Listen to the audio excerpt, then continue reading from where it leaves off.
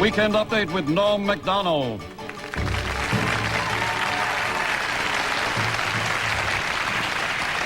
Thank you. I'm Norm MacDonald, and now the fake news. All right, Norm, I got to ask you, I'm a big fan of SNL. How did you get the Weekend Update gig? Oh, that's an interesting question. I think it's for you. It's for you, yeah. How'd you get the Weekend Update gig? Oh, I got it. I auditioned for it, and then they gave it to me. What a great story! Yeah, that's great. And he said it's pretty good. Yeah. What a guy! How good was that answer? Great answer. Love Wasn't it? It was good.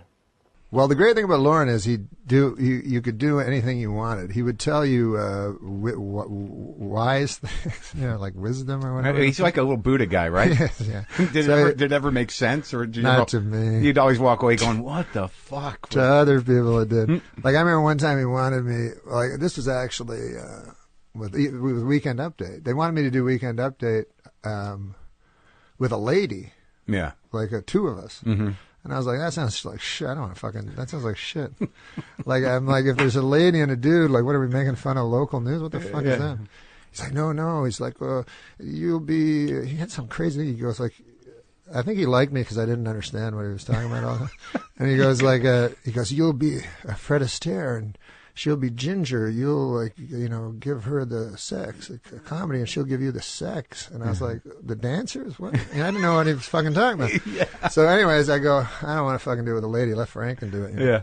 So Franken was going to do it? Yeah, it was Frank and me and somebody else. So I didn't care that much about it. So because I could just do stand up. But anyways, what happened was funny. Like Steve Martin walked in because he was hosting. Yeah. And Lauren, to embarrass me, went, let's see what Steve thinks about it. And Steve Martin doesn't give a fuck about anything. So, but he goes, Norm wants to with the lady, and what he thinks. And he does this big, long spiel, and Steve Martin's completely uninterested. Been dragged into something he wanted no part of. But luckily, he fucking just said out of the blue, he goes, oh, fuck. He goes, I did this award show with some broad, and they paired me up with her, and she fucked everything up. Like, I guess they stuck him as So then Lauren goes, oh, there's some support from an unexpected place. And that's how you got the solo update? Yeah, Steve Martin, because he was such a hero to Lauren. You had a bad experience with an award show, and you get to run the solo on the update? Yeah, it was awesome. That's a fucking good moment. But I would have been in big trouble with a lady. But then later they did it with a lady and a dude. Because he kept saying, oh, remember, because I know Saturday Night Live, like all of us, right? Yeah. And he was like, remember Jane and Dan? And I was like, that was shit. Like, I remember Jane, you ignorant slut. Right. But I also remember all the rest of the fucking shit. Like, he had a hat on and pretended to be from like, they played characters. Yeah.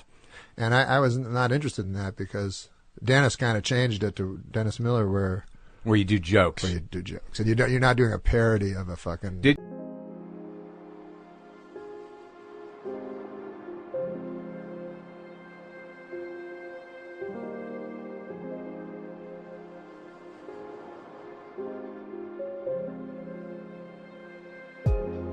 Weekend Update with NORM MACDONALD.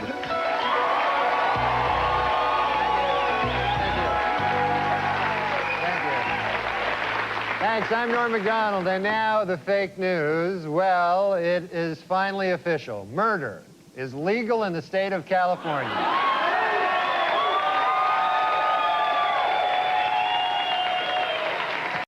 Oprah Winfrey broke down and cried this week, saying she had once smoked crack cocaine. I don't know what she's crying about. I mean, some people in this world never get to smoke crack cocaine. It's ridiculous. Huh? Earlier tonight, the New York Yankees defeated the Atlanta Braves and won the World Series. As a result, Atlanta Mayor Bill Campbell will send a bushel of delicious Georgia peaches to New York Mayor Rudolph Giuliani. Had the Braves won, Mayor Giuliani would have sent Mayor Campbell a bushel of delicious New York crack.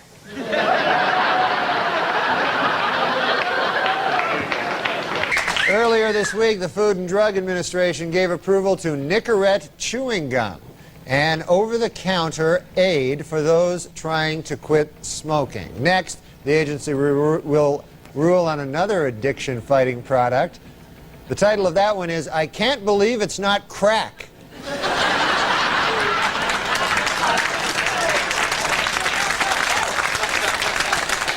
According to new medical research, crack babies are as happy and healthy as normal children. You know, that's amazing, you know, because I thought they'd be much happier with all that crack in their system, you know. It's crazy. And in the state of Washington, deaths from heroin hit record levels during 1995. Sorry, crack, it just wasn't your year.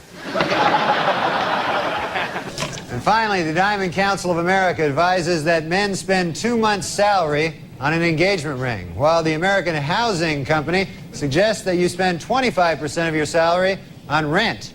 Interestingly, the U.S. Crack Association recommends that you spend all your salary on crack. At a press conference this week, Washington Mayor Marion Barry said he wants private businesses to provide 5,000 summer jobs for a district youth program. He also wants some crack.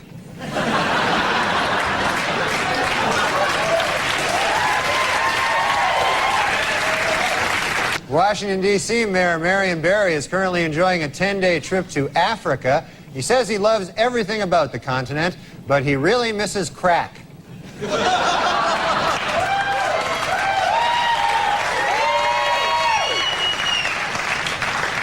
Meanwhile, Washington, D.C. Mayor Marion Barry attended the march and called it a beautiful display of unity and solidarity among African Americans.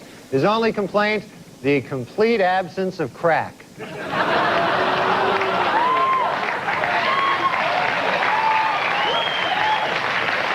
In Washington, Mayor Marion Barry praised the verdict as, quote, wise and just.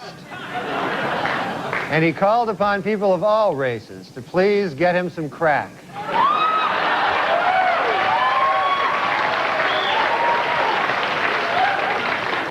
Washington, D.C. Mayor Marion Barry has prostate cancer, but the disease was detected early, and he expects a full recovery.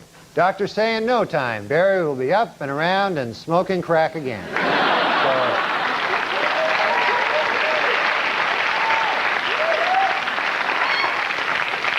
In the current climate of gun violence, the NBA's Washington Bullets have decided to change the name of their franchise.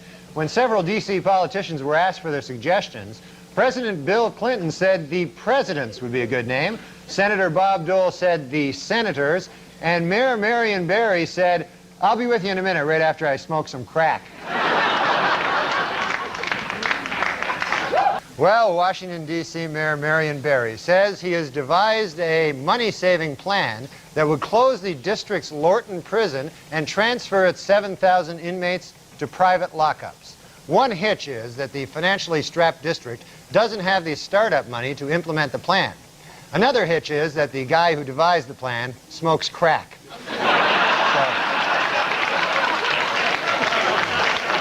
So, 2 hitches.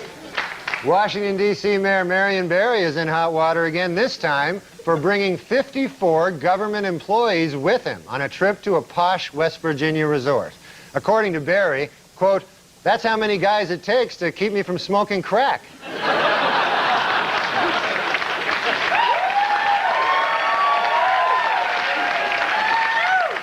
In Washington, D.C., several local activists are trying to gather enough signatures by December to put a medical marijuana initiative on the ballot. Meanwhile, one local activist is trying to do the same thing for medical crack.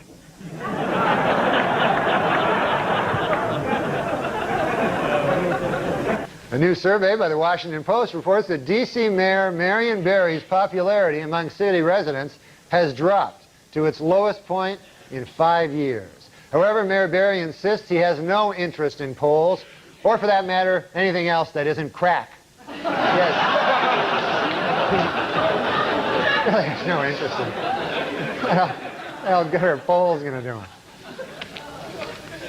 Last Friday in Washington, D.C., the city's elementary school students pledged to stay drug-free as a gift to their moms on Mother's Day. Meanwhile, D.C. Mayor Marion Barry got his mom a great big box of chocolates. You were talking about going to the in the last segment. I understand you actually had to visit yourself. Yeah, the hospital. I went, what happened was on the show, on the Saturday Night Live show. Yeah, that show. Yeah, I know that show. I was on that, and Dennis Rodman was a guest. Dennis Rodman, right. And so we thought it'd be funny if he headbutted me, you know? So he headbutted me, but he did it really hard, you know? Do we have a, I think actually someone supplied the clip. This is your... Look, Dennis, I've had about enough of this. Now listen, if you plan to be here next fall doing book reviews, I expect to see a major attitude adjustment. You know, and while you're at it, a more conventional hairstyle and some clothes, for God's sakes. You're going to have to learn that there is such a thing as rules, Dennis Rodman. Rules. Do you understand that? Sure. I understand. Well, good.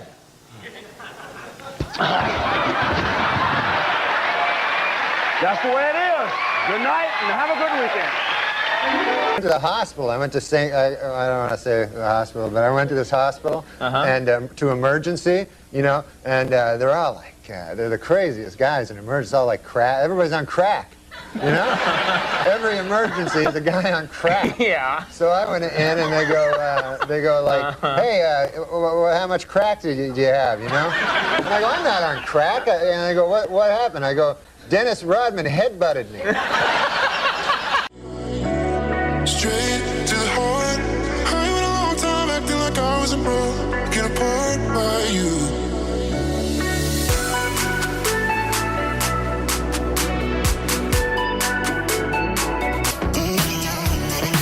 But it was Christmas in New York, you know, and I was alone. So anyways, I went, there was a diner that I always go to near my house. It's a really nice diner.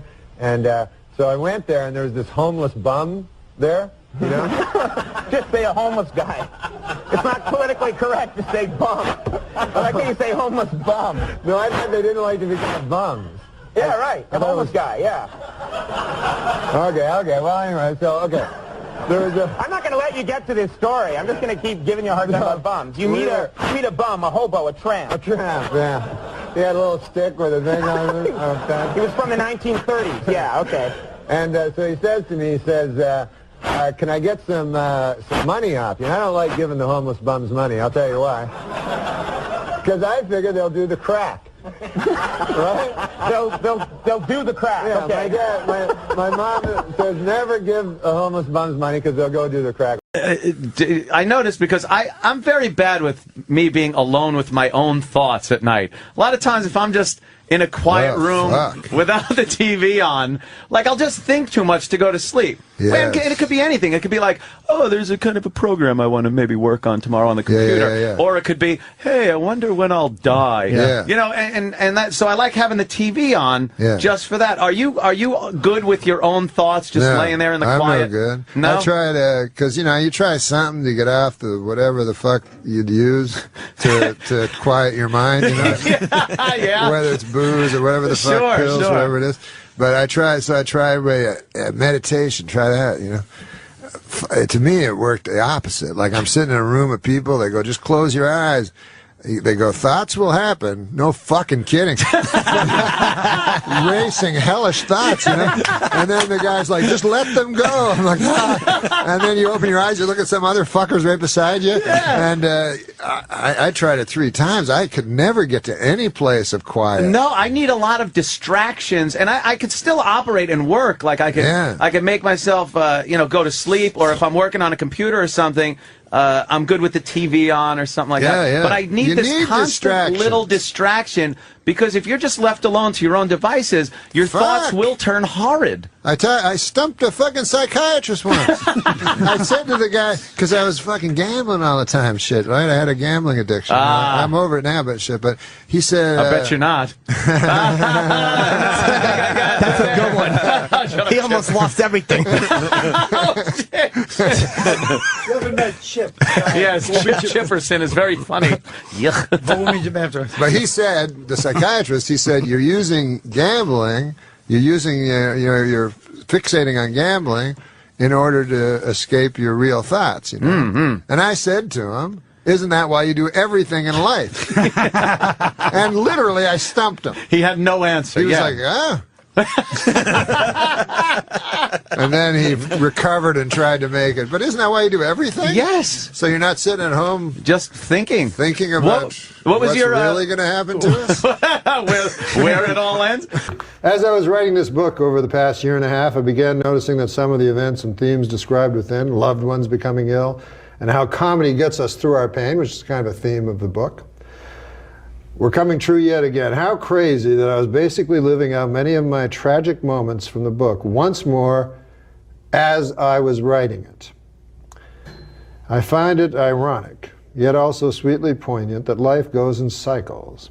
As the book went to press, I lost my loving mother at the age of 89, a beloved wife, mother, grandmother, aunt, and friend.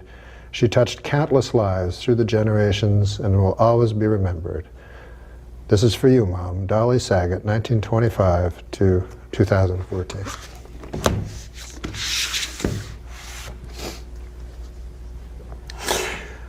That's made up. She didn't die.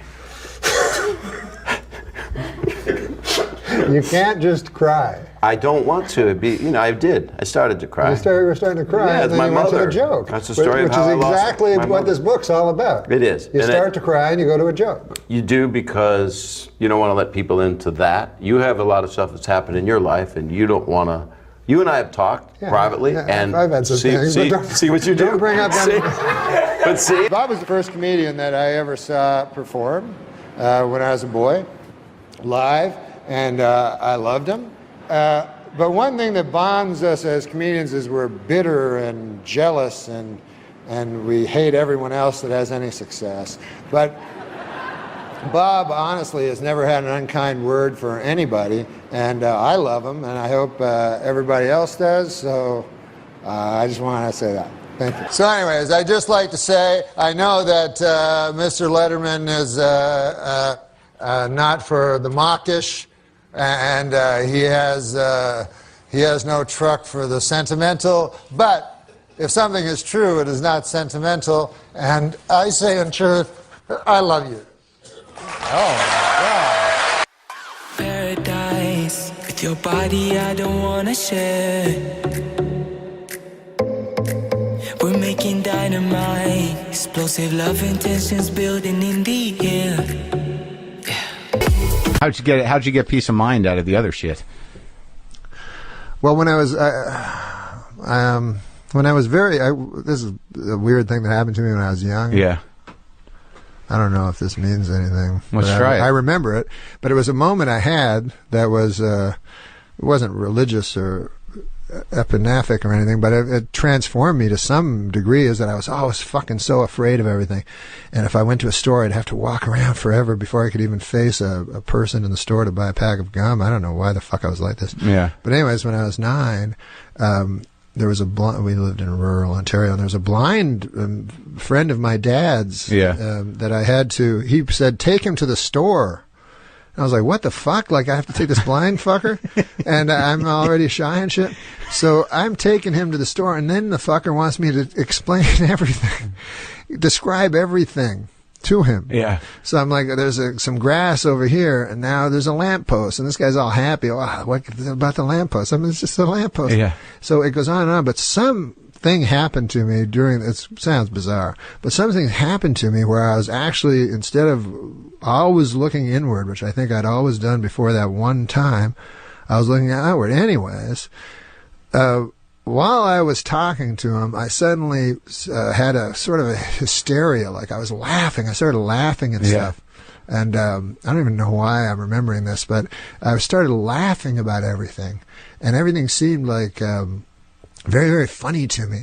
And then a couple of weeks later, I saw a homeless guy, and he was talking about, he started talking to me. Yeah. And he was talking to me about John D. Rockefeller. He's like, I was at John D. Rockefeller's funeral. Yeah. And all this shit. Yeah. And I was laughing at him and shit. And then he started laughing.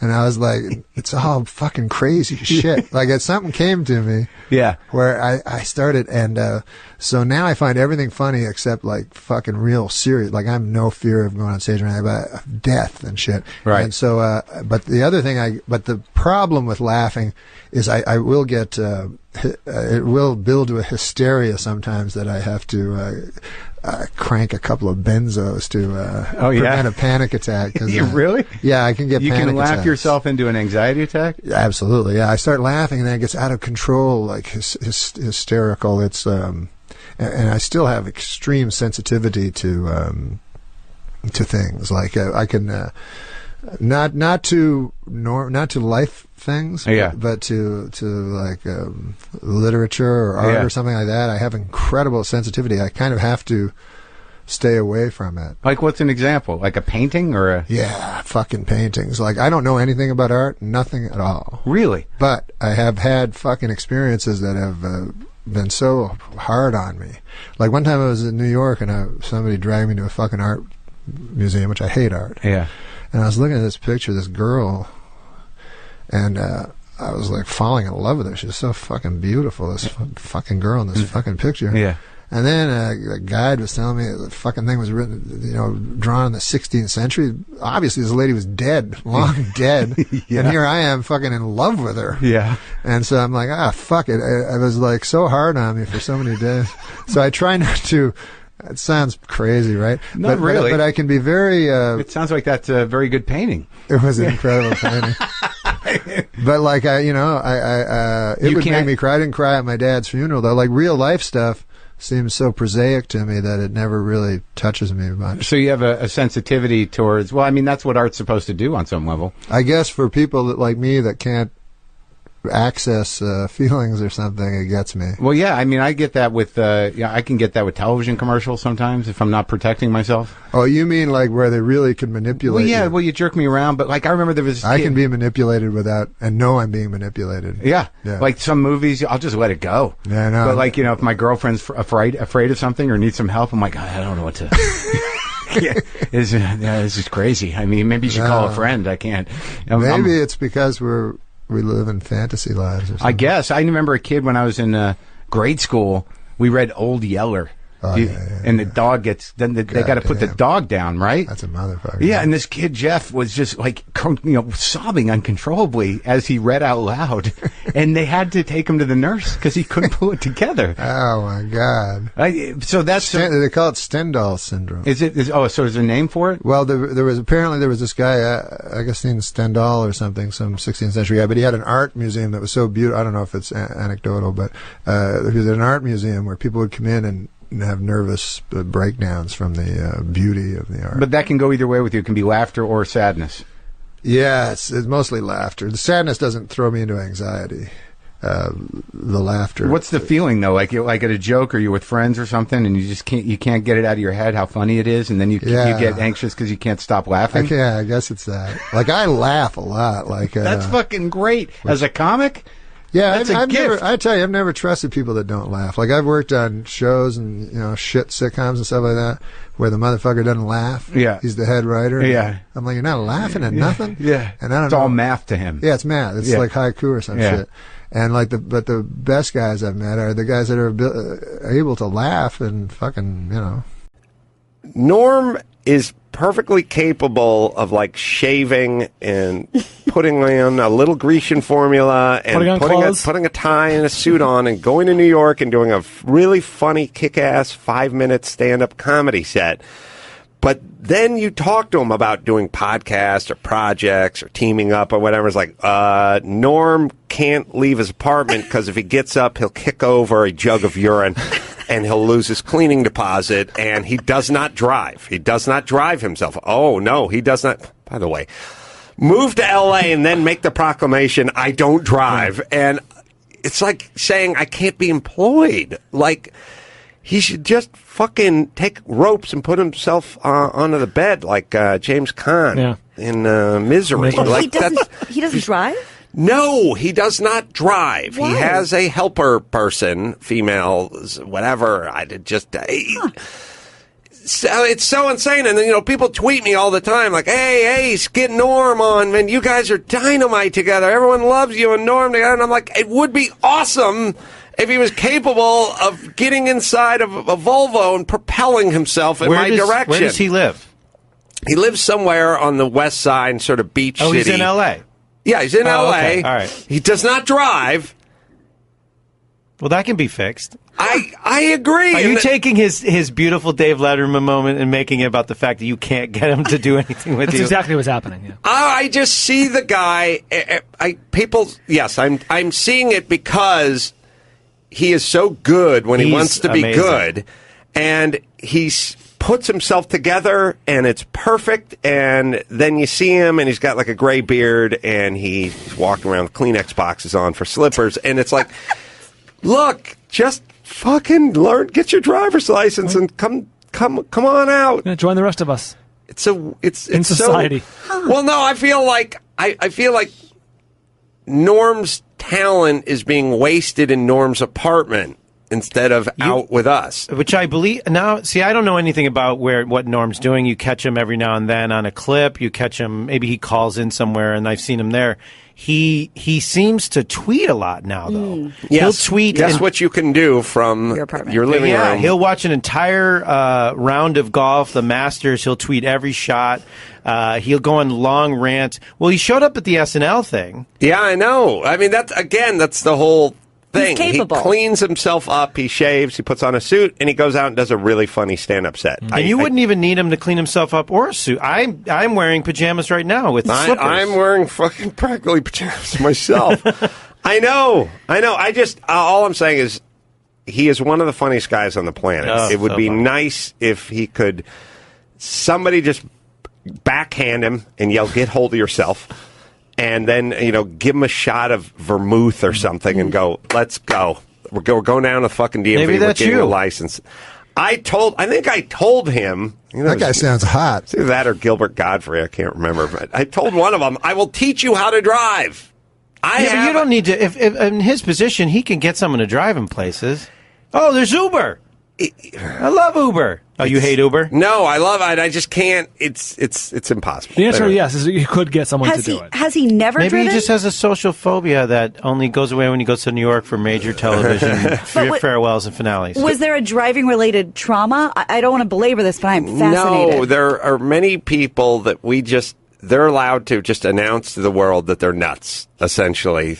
And then they can do whatever idiosyncratic behavior they like, and then everyone just sort of covers for them. They go, Gilbert Godfrey or Norm or whoever, everyone goes, oh, well, they don't drive. Well, but yeah. no one ever goes, why the fuck not? I've been driving since I was 15 and a half. It's That's no like big deal. Bill Cosby doesn't have sex with women who are awake. That was his thing. That's his thing. He announced how it. it is. Maybe That's he his thing. should have announced it. He should have. Yeah, we'd be more forgiving.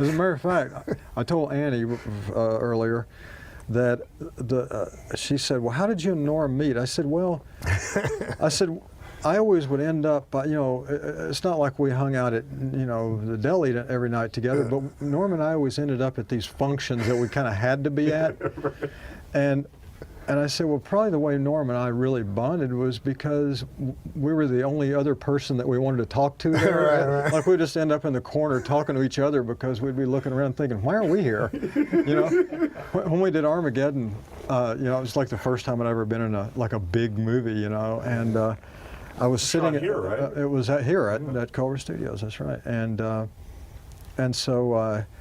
I was sitting there with Owen Wilson, and Owen, not many people knew Owen at the time. He wasn't as big a deal yet, and Steve Buscemi was there, and Will Patton, and we were all sitting over here, and here's Jerry Bruckheimer and Michael Bay and Bruce Willis and all these cats, and I was sitting over there, and Buscemi was looking over at Owen, and he was looking at me, and all of a sudden Buscemi looks at me and he goes, what the fuck are we doing here? That's a great Buscemi. That's a good Buscemi impression. And he was right. It's like, what were we?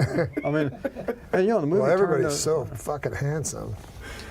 Also, and then especially when they're crowded parties, you're like, whoa, the guy fucking right there.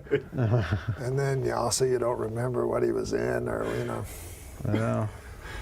I read. It's frightening, those people. I couldn't imagine being at one of those. And then I feel like they're at every party, like Like I know David Spade is a really funny guy, but he goes to every party and every red carpet, and I'm like, man, I don't know how you do that. Like it's got to be exhausting. Yeah. As well as maintaining a career. You know? Right, I know. I mean, well, I know David a little bit, and he's got that type of personality, I think, maybe where he can do that, you know. I get, tongue-tied, and they always ask me some, stupid question that I don't really want to answer, and then I always end up answering it anyway, you know what I mean? Right. And the next thing you know. Hi, Norm! Norm! We did it! We did it! Yeah, we did it. Yeah, nice to finally meet you. Hi, Norm. Nice to meet you finally. Come have a on seat. in. This is Bobby. You're right. You're in the comfy chair. Yeah, we're going to give you the comfier chair. Which is that? That's that one with the FS1 pillow. You can take that. No, really? Oh, yeah. I can take the pillow? Take it. If you want it. Yours. You think we're keeping any of this? We're going to burn this down.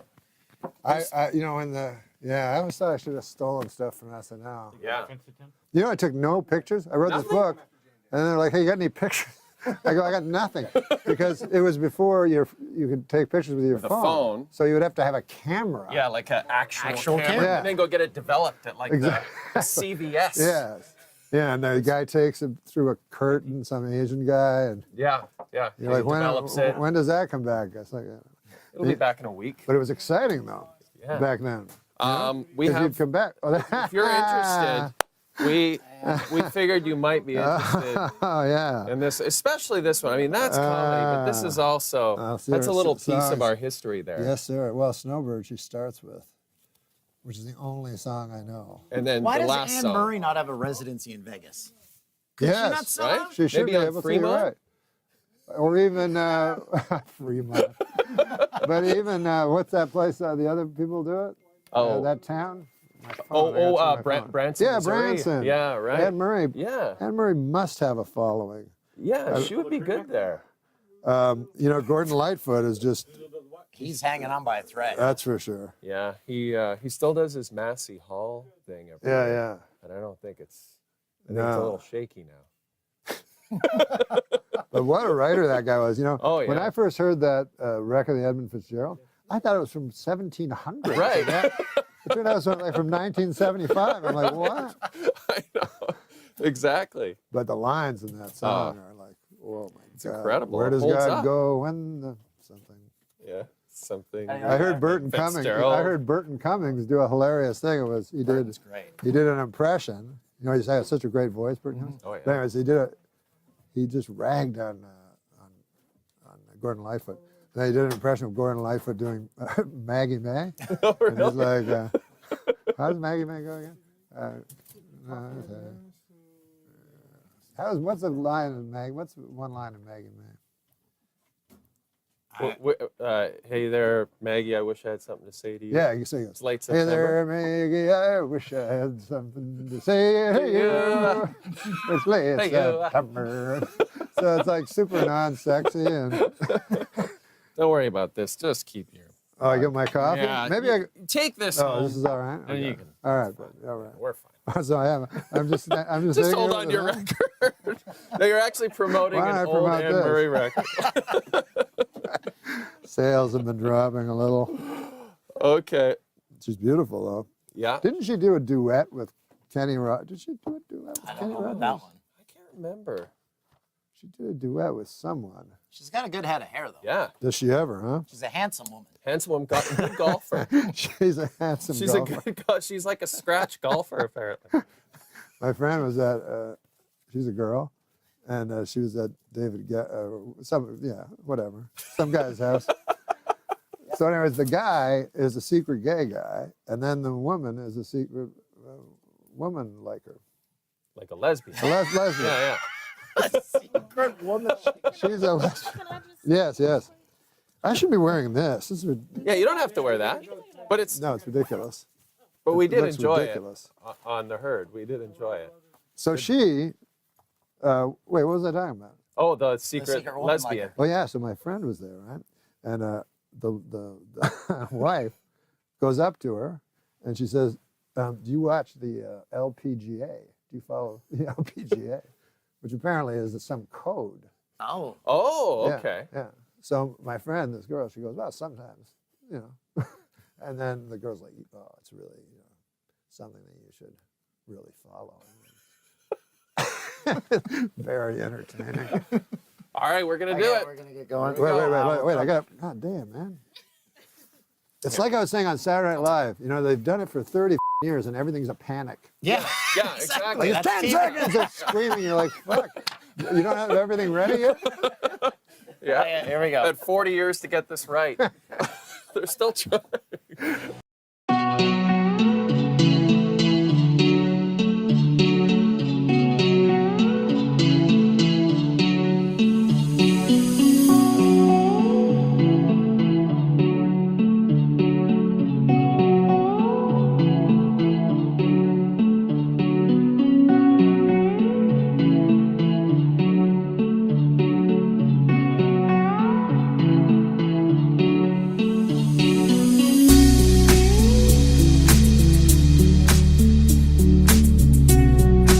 And in court this week, Cato Kalin testified that O.J. Simpson did not appear angry before or after the period of his wife's murder. But Kalin admitted he could have been a touch edgy while he was actually murdering her. Might have been a Labor Department study shows that the number of temporary workers rose to 2 million in 1994. And that study doesn't even include the most temporary of the temporarily unemployed, Cato Kalin. Yesterday on Rivera Live, Cato Kalin made the startling admission that he now thinks O.J. Simpson is guilty, although authorities suspect this may just be part of an attempt by Cato to crash at Fred Goldman's place for a while.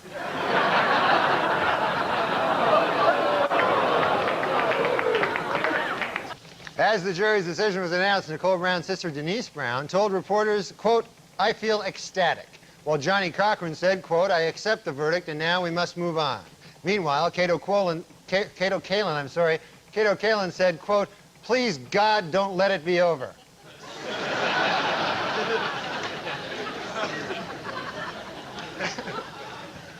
Wednesday on CBS's This Morning program, correspondent Eleanor Mondale went toy shopping with Cato Kalin.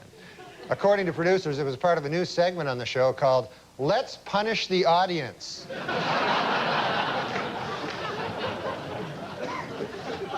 Hey, how about Norm's friend in the companion seat right now, Cato Kalin? Remember Cato? There he is.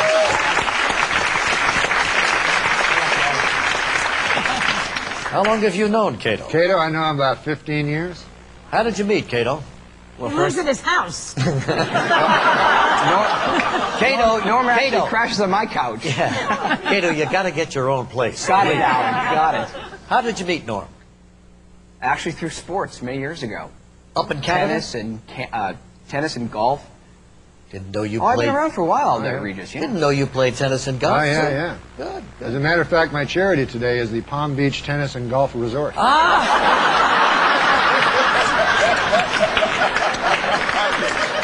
Oh, actually, Norm's kidding. It's the Hole in the Wall gang, right? Yeah, it's the Hole in the Wall gang camp that Paul Newman started, and it's real good for kids to go to that camp that are sick, you know. That's nice. That's good. Make a lot of money. Cato's very happy for you. Cato's a good man. He's Because thrilled Joy for has her hand on my lap. Joy has her hand in Cato's lap. All right. Dynamite so far. Cato's very proud of you. He's a good man. $300. By the way, Cato and I, I like the ladies. You know what I'm saying? You and Cato like to... He's just a guy, I know. That's all I'm trying to say. We all have our own thoughts about that. I can't believe you were bullied by Norm MacDonald. What do you be? Why don't you believe that? Because Norm is just like the unicorn. Like nobody really has conversations with Norm, let alone He would kind of, well, he would. I'm going to kick your ass, Fred. No, not threaten to beat me Me and up. Billy Joe Shaver. not threaten to beat me up, but just kind of like teasing you a lot. I know you're at the end, but him and Cato were friends, and they would just be him and assholes. who? Cato Kalin, the biggest piece of shit. So You Cato didn't watch the Kalin? whole Artie thing. We talked about it. No, I yeah. didn't. I fell Oh. asleep. You it was on late. That's not because you were boring. I mean, him and Norm were best friends. He was Norm's lifeline. hey, or something. Cato Kalin. They were friends. So and they would Cato play Kalin would tennis. heckle you too? Well, we one time me, Cato, and Norm played tennis, and I got a flat tire, and they were driving, laughing at me because I was on the side of the road. And Cato would kiss up to Norm, but they didn't stop to help you with your. No, flat tire. they stuck their heads out the window, and were laughing as they drove by. What jerks! Yeah, You should go on Norm's podcast. Well, I did. Oh, you did already? Yeah. Oh. And well, you don't need my help at all, do you? No. Yeah, and Was it fun? Did you it bring was. up the fact that he bullied you? Or were you afraid because he was a I bully? was a little afraid that I'd get busted, and you know about the book. But he goes, I don't care. Norm didn't care. You know. Yeah, I go. I said, Norm, I have to be honest. You're in the book, and I said something. He goes, I don't care.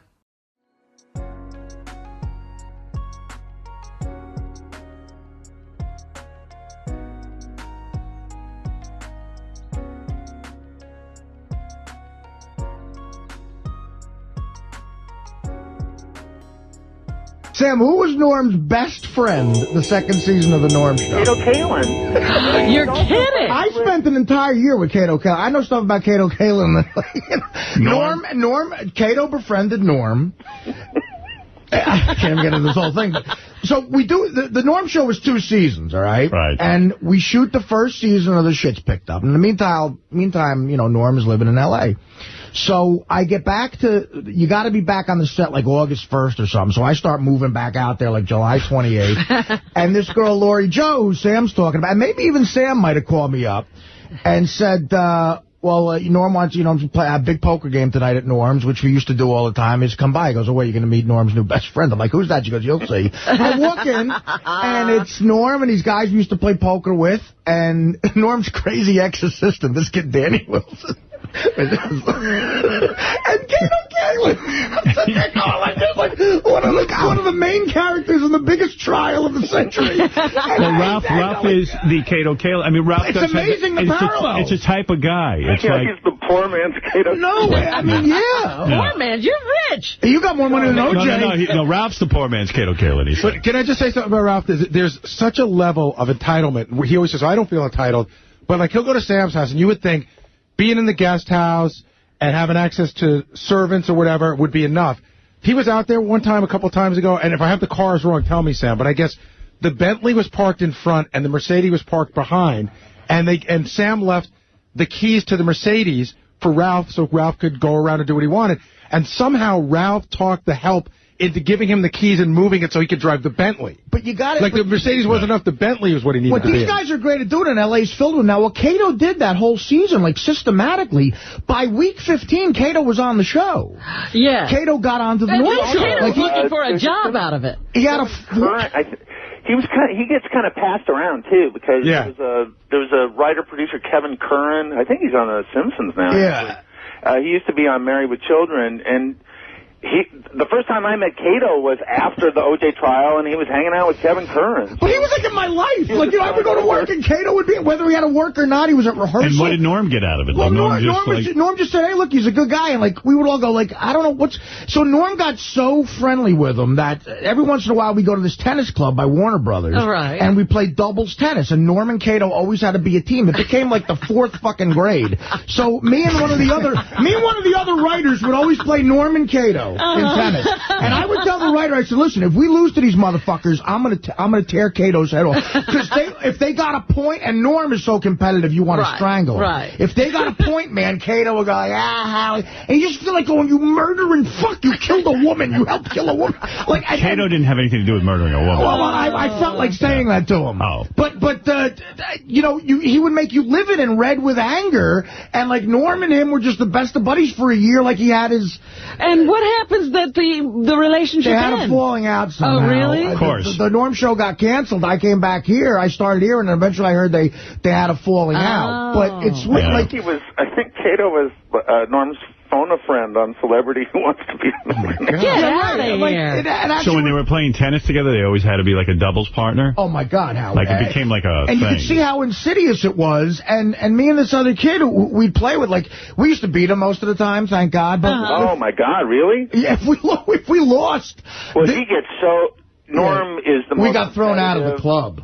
There was an incident with David Hyde Pierce. What? David Hyde Pierce, what a group. Next to the Warner Brothers lot, there's like this tennis club, and it's like an exclusive club, and it was like Caddyshack. Me and Norm would walk over in corduroys and just say, we want a court. And the guys there were like star fuckers. They give Norm a court. He had a show on ABC. So we walk on, and David Hyde Pierce would be there, and he had like an instructor. He'd be in his tennis whites. Tennis sweaters tied around his neck. And me and Norm, like, if I lost a point to Cato Caleb, I'd go, fuck, cunt, fuck, and I'd throw the racket, and David Hyde Pierce would get all scared. What's this? Yeah, like he was scared. And Norm would like abuse him about maybe being gay, like all this shit. My like and finally Hyde Pierce complained and got us thrown out. We got walked out of the club. Me, Norm, Cato Kalin, and this writer, we got walked out of the club. David Hyde Pierce was looking at us like all red faced, like, yeah, get out of here. Fuckers. Yeah, fuckers. But Cato and Ralph has a lot of those. Like when I'm hearing this, I saw it firsthand, and I'm saying, my God, he's doing the same exact thing. Yeah, that's wild. I want to address myself as best as I know how to those that I have wronged, that I have sinned against. I have sinned against you, my Lord, and I would ask that your precious blood would wash and cleanse every stain until it is in the seas of God's forgetfulness, never to be remembered against me. Are you a happy person, like in general? Am I what? Are you a happy person? Because you always have a slight smile, but it's, are you a sad person? No, I mean, I think things are funny, so Right. I laugh a lot. But that doesn't necessarily translate into, like, happiness on a... Well, if I'm laughing, I'm happy, I guess. Where do you live? I live in Southern California. Do you have a nice house? No, I live in a very small apartment. You have an apartment? Yes. Oh. I'm surprised that you don't have, like, a big, you're Norm MacDonald. Well, I don't like things. Oh. I never have. Really? No, I've always felt very burdened down by them. Do you have a pet? The only thing I can't throw away is when my child gets me a present. Yes. So I have those things, but otherwise I just have a... How old is your kid? A bed. What? I don't just have a bed. Well, I have You have a coffee pot. No, I don't. A teapot? No. I don't have... I always eat A microwave? I always eat at Joe's Diner that's near my apartment. Is this all true, or are you making this up? No, You just can't true. tell because he's got that grin on his face. No. So you bring a girl home or a friend over, I don't and there's bring no place girls. for what? I don't have sex with girls or men. Wait a minute. Norm MacDonald. Norm, you're a sexy dude. Yeah, but I don't have... And you never go out trolling. I mean, I no have girl. had Well, I sex. Well, you realize have a you're not kid. a virgin. You've Yeah, got a yeah. kid. No, When's the last time you had sex?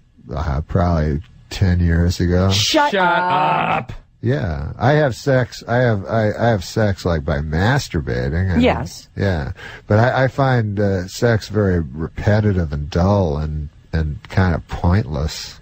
Your kid. This is a bit. No, it's not. Norm MacDonald. I had a lot of sex when I was a young man. When I was 19 or 20, I had a lot of sex, and it's just the same thing over and over. Right. It feels really good. So start from the beginning and do it again. I mean, why wouldn't you? Is it too much work dealing Eating with ice the chick, cream. or- Eating ice cream is really good too until you're tired of it.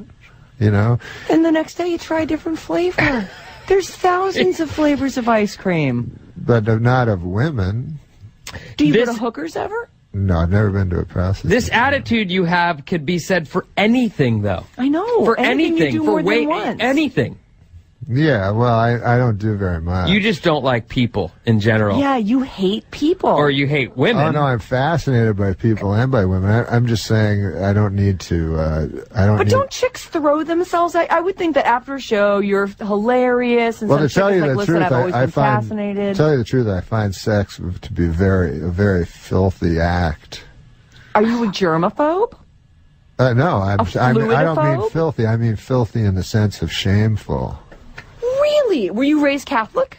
No. Oh. He's doing a bit. No, I'm not doing a bit. I find it really hard to believe you haven't had sex in 10 years. I think I think that sex is shameful and that people have sex knowing that it's shameful. And again, it's like death. They just live in this fool's paradise where they pretend it's not. I mean, obviously, people don't have sex in public, so there must be some shame. Some people do. But it's because you don't want to be caught in that compromise. You know, you're not exactly at your most attractive when you're having sex. There's all these. Well, there's social norms. You don't go to the bathroom in public either, but Exactly. I'm not ashamed of that. Exactly. What? I'm not ashamed of going to the bathroom. It's part of taking in to stay alive. You have to evacuate. I'm not ashamed of that. That just comes with the territory. Of course, and you have to ejaculate too. But I evacuate and ejaculate in private. I don't evacuate in front of another person. That's exactly what I'm saying. So you're not ashamed of it. You do it in order to... I am ashamed. But he is ashamed of it. That's why what I do he's it saying. alone. Do you evacuate in front of people? No, but I'm saying I'm not ashamed. It's just not polite. It's not Because a social... It's something that you share with somebody else. I mean, are you? Is it a fear of intimacy? Do you not let anybody too close? No, I'm not afraid for them. Who's your I'm best not worried friend? about them. Who is your best friend? My best friend? Your best friend. Who do you call if you have a problem or something is going down in your life? Who do you call? I don't. I try to look at life headlong. I feel, Are you telling me you don't have a confidant in your life that you call up and say, I'm not feeling too hot, someone to talk crap out with? Or... No, I don't. I used to do that kind of stuff, but what happened?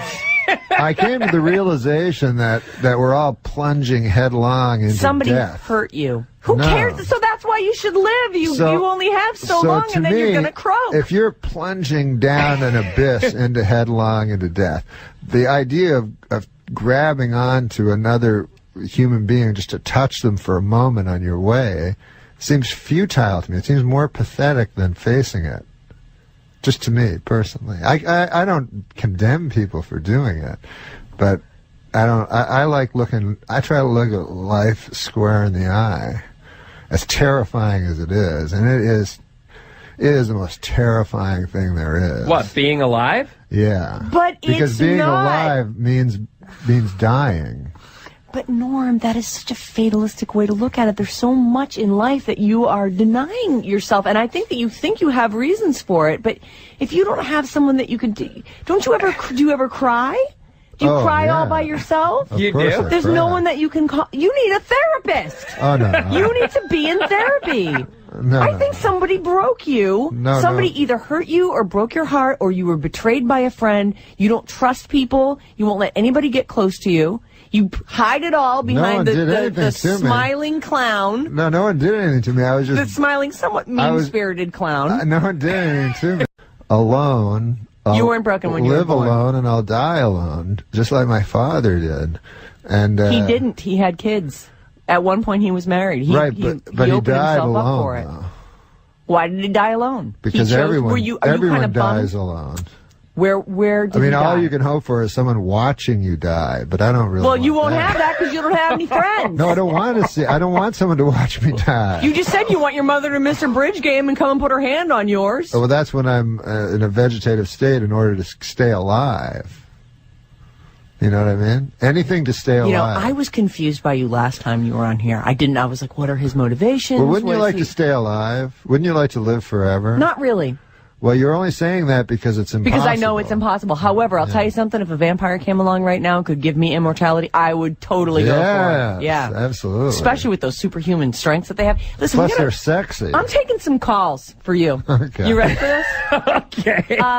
Chunky, you're on the air with Norm MacDonald, who's at Cobb's all weekend. Go ahead. Hey, Norm, listen, man, I don't know when you went Colonel Kurtz and went up the river, but you totally remind me of Marlon Brando when he's in Apocalypse Now. The horror. The horror. I will come and watch you die, Norm. No problem. Oh, that's so sweet, Chunky. Thank you. Chunky needs friends, too. I want to say you've made me feel dirty, and I'm all right with that. Norm, let me ask you something. Seriously, what do you do for fun? Like, name one thing you do for fun. For fun? For fun. Like, I'm going to have some fun tonight I've got or today. nothing to do today. Here's what I'm going to do. Is it spend money? It's not go Golf. shopping. You don't decorate the place. What do you do? I guess the only thing I do is I like to read sometimes. You're lying. I do. That's what I mean. That makes me. Do you play video games? Do you play cards? Do you solitaire? I read a lot of Mark Twain. There's only so much Mark Twain, and you're not much actually. Yeah, I'm reading letters from Hawaii now, something I've never read before. But I read like stuff that I read a lot of literature. And do you go to movies? I reread it a lot. No, you don't go to movies. Nah, but I did see a movie. I saw Gran Torino. And yeah, that's a good movie. You liked it? Yeah. Did you go alone? Yeah. Of course you did. Tim, you're on. I'm running to the pharmacy right now to fill my antidepressant prescription right now. No doubt. Oh, the problem with antidepressants is then you don't face life. I mean, why not just do? You're not facing. I have a news flash for you. You're not facing life. You're not living your life. You're waiting it out. You are waiting it out, Norm. Norm, you have everything from the outside. You're hilarious. You are a good-looking guy. You're famous. You have beautiful blue eyes.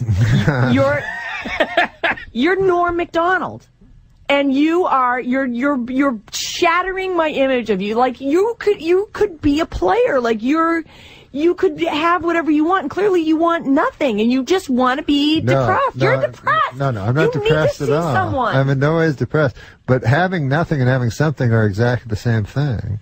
What are you reading, Carlos Castaneda? I don't know who that is. Those are some books you should read. Okay. But all I'm saying is, since eternity, since life is, if you know mathematics, a fraction of infinity is zero, no matter what the fraction is. You know what I'm saying? No. You could live 100 years, 1,000 years, 1 billion years. It's all zero if it's on a continuum of eternity. So it doesn't matter what you do or what you don't do. So why don't you go crazy?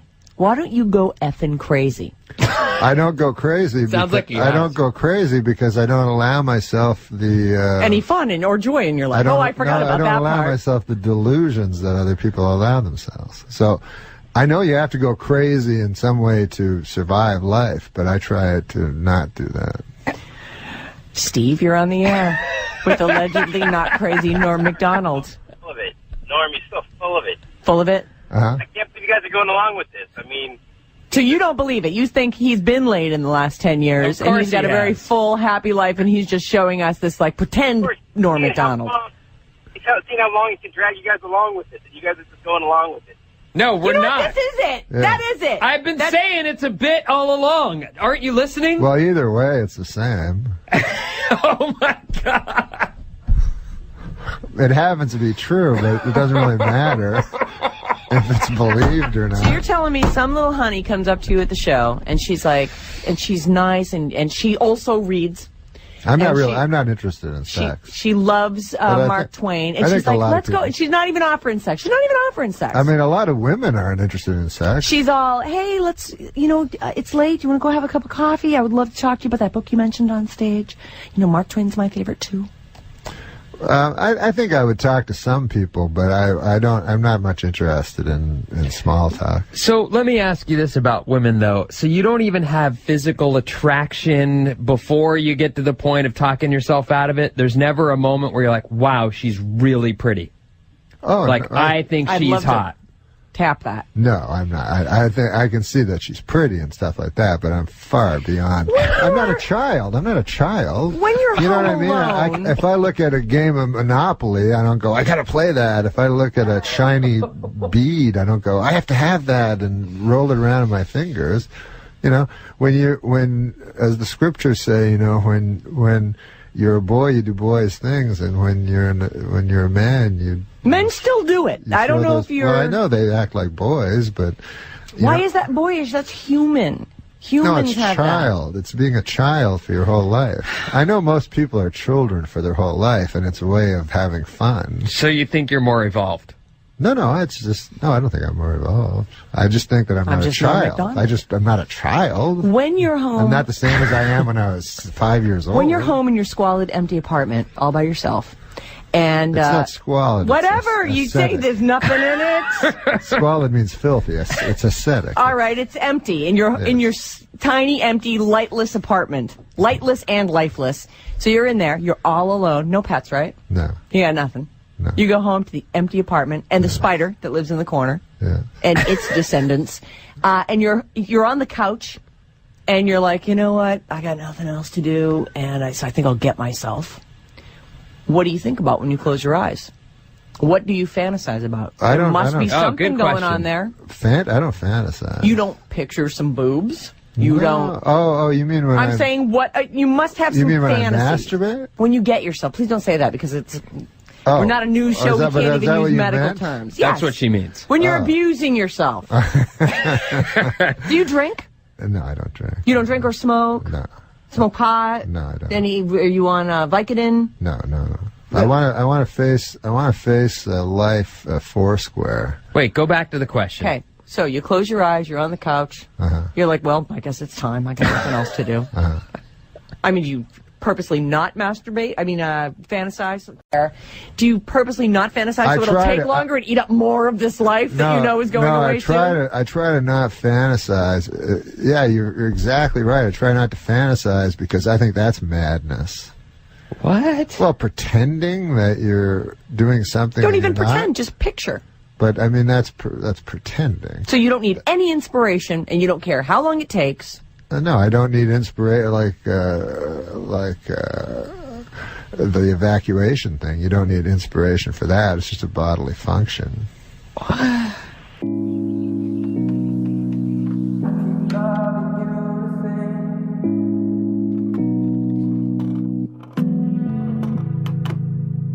It's been a while, and I still like the way you look at me. With Norm MacDonald, who's at Cobb's all weekend long. Hi, Norm. My husband and I really wanted to see you, but I have to tell you, you kind of made us uncomfortable when we saw you in Honolulu. We thought, oh, maybe it's not a good idea. He doesn't like us already. Tell the story. Tell the story, Brenda. Wait, so you're in Hawaii and you run into Norm MacDonald?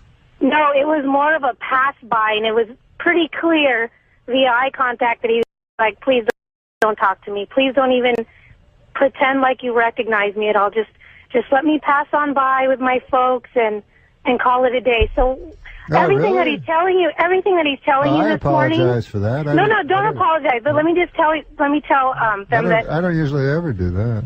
You don't usually. Well, I mean, it was a layover. Did you say hello to me or something? What was that? Did you say hello or? I tried to. We smiled at you and everything, and you were coming our direction, and we were going the other way, and you're really shifty-eyed. We made eye contact for quite some time. Oh. And my husband was nudging me, and he's like, Norm MacDonald. I'm like, I know.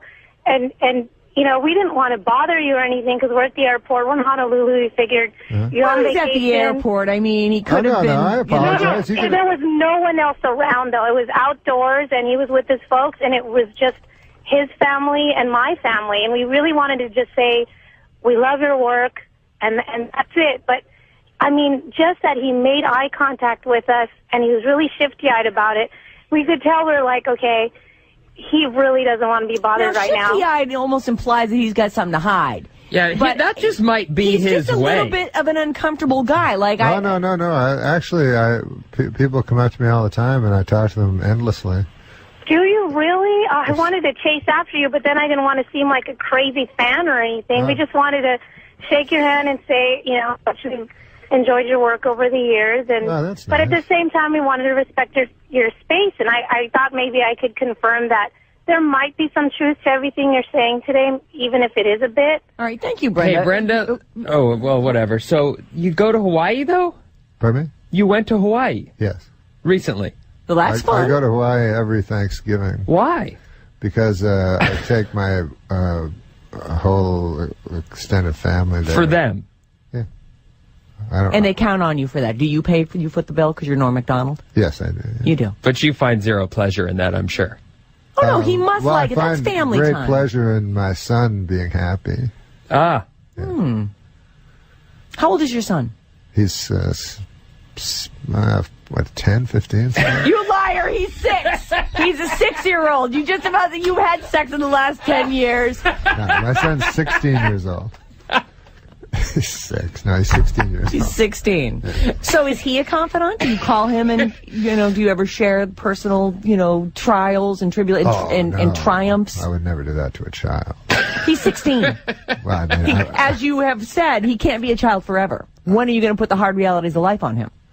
Well, that's an interesting question. That is an interesting question because I actually have love for my son. Yes. Like deep, of course. Deep love. He's your son. And so I don't want to damage him with the way you were damaged. With the harsh realities. Damaged? Oh, no, I had a great... No, but I don't want to damage him with any viewpoints I may have because he's not ready yet for reality. I think children aren't ready for reality for a while. But I do tell them that education is pointless and things like that. What does his mother say? She thinks that he should go to college and stuff. Yeah. Yeah. He should. And you're Not like, everyone can grow up don't and be waste a your comedian. money. Yeah, I'm saying it's just arbitrary nonsense. You know, it's. I tell him even the classes he takes now, it's just ridiculous. You know that algebra has no meaning and none Unless of this stuff he becomes an engineer. Well, unless he becomes. Do you have no hope for this child? Unless he becomes a math teacher, math professor. But I mean, you know, you think it's a coincidence that they have 6 subjects out of 10 billion that they teach in school? And then you just pick one of the 10 billion to focus on. No, you have to. You they need don't basic teach you math. 10 billion. You need basic language. It's lovely when the school has art or music, which none of them do anymore. A little PE to keep us from getting fat. I mean, come on. Yeah, no, they have a little some good science, things. some of the basic science stuff. Sure they do. Of course they do. No, I tell him if he wants to go to college, he should have a goal, you know, to be. He can't. He's 16. No kid at 16 has a goal. Their goal is like to be a rock star. Or have sex. Well, right. I mean, that's actually the goal. Does he want to have sex? Or did you tell him, oh, don't bother with that? There's nothing for you in that. It's just repetitive. It's over and over. Same thing. Discuss something like that with him. I hold him in too high esteem to discuss it. We're super short on time. I've already missed my traffic thing. I'm fascinated. I don't know whether to slap you or hug you. Like, seriously, I feel like someone needs to shake you and knock some sense into you. We are going to take a short break. Or maybe you. What? Maybe you. Knock sense into me? No, I'm doing fine. I'm good over here. Oh, me too. No, you're not. I'm telling you. I know from broken people, Norm MacDonald. Like what the mind of a comic and what makes them like that? Well, we're done with you. There he is. Norm! Did you get my fucking text about your show? No.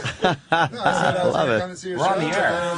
It's okay. Yeah, of course. It's good. They're greeting each other. Oh, hey, Norm good to MacDonald, meet you. Anthony. What's up, boys? Pal? I've seen you The rest of the on group. YouTube. Oh, yeah. I do my YouTube videos it's awesome. and stuff. It's fun, you know. You fuck off a little bit here and there. Kevin Farley? How you doing? Sit down, Norm. Take a seat. I think we're kind of running out of seats. Take the couch right there. Hilarious special, too, by the way. That is nice. Oh, my God. Saw the special the other night. We're not on the fucking radio. radio. Yeah, we do that. Yes, you can say fucking. That's how we roll. We're on the radio right now? We just bring it in and let it roll. That's how that works. I know, you're looking at the picture. Colin's looking at a picture of Hitler. That's my room. I'm looking for different motifs. That's your screensaver? That's my screensaver. I gotta put on my cans, man. Jim Norton. Yeah, we just saw Jimmy Norton. Man. You can see it. See, we like bringing everybody in at different times. The host of the show, the guests. Is fun. I saw you guys on the YouTube, you know? I saw you and Jim and you. Yeah. It was awesome. On YouTube. Fun on the YouTube. Yeah, you never watch fucking YouTube? What the fuck? No, what's that? Yeah, you watch the TV. This fucking guy. I know, TV. He doesn't know shit. TV's like extinct now. TV's for the old fuckers. I watch the YouTube, fucking face, all that shit. Yes. Hey, what about this new thing? What's that? No, it's called Colors. Have you heard about it? Oh, we were just talking about that. I'm a fan of Colors. We were just talking about Isn't that. that fucking weird? No, but it's only 150 yards. Yeah. People within 150 yards. Yeah. You got it yet? I don't know. It seems a little fucking weird. It is weird. Like a guy in your apartment building can see what you're doing depending on where he is. Yeah, maybe you could figure out where a lady was, like looking at the layout of her apartment, and then maybe I don't know. I think it'll come in handy for. I don't know what it is. I think it'll come in handy what it is, for man. football players on the field because it's 150 yards, so he pretty much covers the field, and they could probably figure out what the other team's going to do based on what they're doing with their color. You don't watch a lot of football, right? No, none at all. 150 yards. Well, you got to consider the end Canadian zone. Football. I was considering the end zones. Oh, okay, I got it. The entire field. You're still off, though, a little bit. Why? How long are the end zones? 10, right? It's got to be longer than 10. No, it's not. It's got to clear. It's Canadian football? No. No, real football. You got the 100 yards, and then how wide is the end end seems zone? about 10, right? Yeah, let's go with a 10. That's it? So you were off by 30 yards. 30. What about after there, but behind the end zone to the wall? All right, now you're talking 150 yards. What if they jump in the stands? Yeah, I've seen that happen. Give me a break. Hold on, I got to get this up. So, Norm, you were on Saturday Night Live. What a professional. Yeah, until Colin showed up. I know. Colin took your gig. He took my gig. He took my apartment. Did he take the apartment, too? Yeah, I moved in the same building as Norm. No, you really are a fuck. Single white female. No, there was one moment. Colin probably doesn't remember it. But I was walking to the elevator, and he was coming off the elevator. Do you remember that? What do you mean? It happened all the time. No, I know, but this was a little more detail. That time you took the elevator. This was after I had left and you had come on, and it was I don't know, it was poignant to me. Sort of a changing of position. You went to shake Norm's hand and he spit in your face. Do you remember that time? No, Colin was awesome, though. You didn't have any animosity towards Colin? Not towards Colin. No, I love Colin. Now, I heard you were taken off of that show because the OJ situation. Who knows? I don't think it was really You don't think that was it? No, I don't really think it was because you gave OJ a little guff, and most people were just treating him like a saint. Yeah, but I know people said that and shit. But I think, I think it was because I didn't get laughs all the time and shit. And, Oldmeyer was watching Leno, who would get laughs wall to wall every fucking night. Yeah, but that isn't what it was about. I know, but I can understand his point. I kind of liked the delivery and the fucking very dry wit of that whole thing. The problem is, if one guy don't like you and he owns the cameras, you're fucked. Yeah. But I think it was also that Oldmeyer, when he actually would say something about, OJ, if he got pissed, then Norm would just say, all right, fuck him, and do 5 more. Oh, okay. Yeah. Other people would go hey, okay, I'll keep my gig. Yeah, we didn't listen to anybody. And also, I don't think we were listening to people within Saturday Night Live, which was probably a mistake, too. Because Jim was, you know what I mean? Yeah. How about my impression of Jim that everybody hates? Yeah. I hate it, too. How could they hate that? It's great. It's right on the money. I don't even know who it is. It sounds like him. It's perfect. Hey, man, who got a comedy award? Anybody here? Damn, I think one person did. Huh? Who? You? I'm saying the comedy awards. No, the comedy awards. You don't know about the comedy awards? It was a big event the other night. Big event. Well, I wasn't there. The Lifetime Achievement Award, Tina Fey, I think. No, Eddie Murphy. Well, No, what did Tina get? The Mark Twain Award. Well, how do you get that one? You have to be as good as Mark Twain. That's a dumb fucking award name. Dude. I was nominated for one, but I didn't get anything. You didn't get Mark? No. You were nominated for anything. I was nominated for special. Shut out of most consecutive roasts. I was nominated for. Fucking network. No. Yeah, he doesn't Colin like that edged network very much. Yeah. Thank you. I did edge him out. You will shut out a fucking roast without me. Why are you screaming at me? If we both hate the same people, it's not each other. Remember the time you two were getting in the elevator after that award show? Colin, fucking, why don't you do roast, man? That roast you did already was fucking awesome. Oh, because they don't fucking bring me on as roast. Why?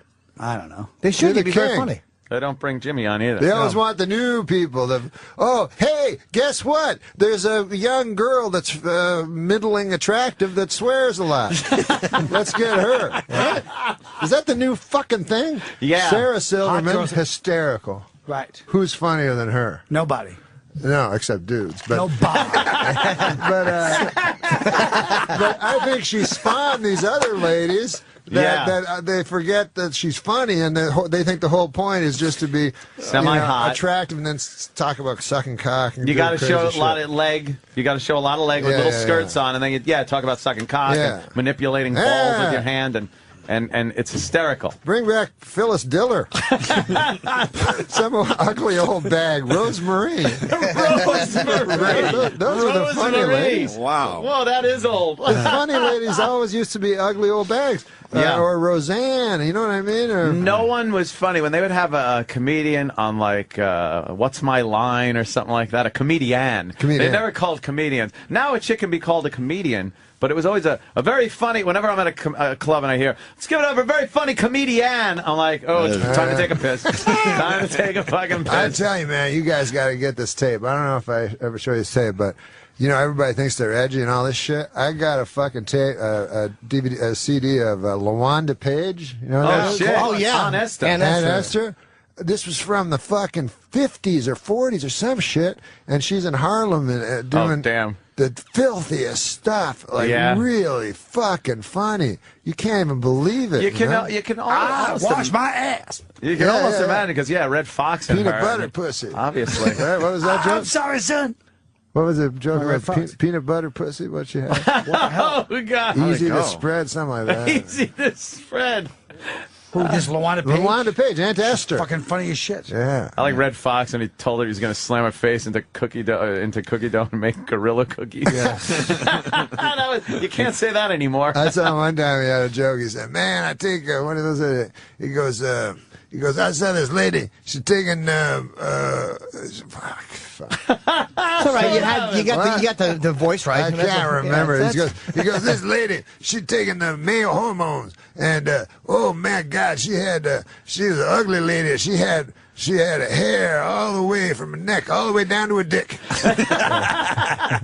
That's not a good impression. I don't know. That works. The joke's there. Yeah, you're fucking special. I watched it the other night. It's hilarious. Dude, thanks, fucking man. great. So good to see you back on TV like that. Yeah. It was so fucking good. And fun. And the thing about you, I don't know what it is with that voice of yours. When I read your tweets, everybody that I talk to also reads them in Norm's voice. And it makes it that much funnier. Everybody started, during the Oscars, we all start tweeting our shit during the Oscars, past Oscars. And one of my buddies, Travis, actually retweeted and said, you got to follow Norm MacDonald. I'm like, I didn't even know you were on or shit, so I started following you. And they were hilarious. Like the funny thing, when are you going to thank the computer? Every fucking tweet. When are you going to thank the computer? Just shit like that is stuff that no one else was tweeting. It's out of your mind shit. I just found out about that Twitter shit. It's great, and you got so many followers really quickly, and didn't have to pull a Charlie Sheen with it. It was just funny shit, man. But when you go to hit the send, you fuck for a second. You go wait, because it's just off the top of your head, and it's right there, yeah. And I don't do drugs or alcohol, thankfully, because I'm sure guys could really fuck up and say bad things. They have. Louis C.K. has had to delete entire threads of things he's tweeted. The worst thing is, too, and especially if you have a lot of followers. Because that's what he does, though. I mean, but sometimes even, I guess, he'll even feel bad about it and just go back and delete. A lot of times, if you tweet something and you want to delete it, even a second later, if you have a lot of followers, they got it. It's already been retweeted, and you can't delete theirs. So, if you got 10 followers and you write something about, hey, those Japanese people, by the way, and then they can retweet it exponentially. Yeah, and then it just goes on and on. That shit was censorship, man. He made fun of nuclear breakdown. That's censorship. We should be able to talk about anything, man. It's America.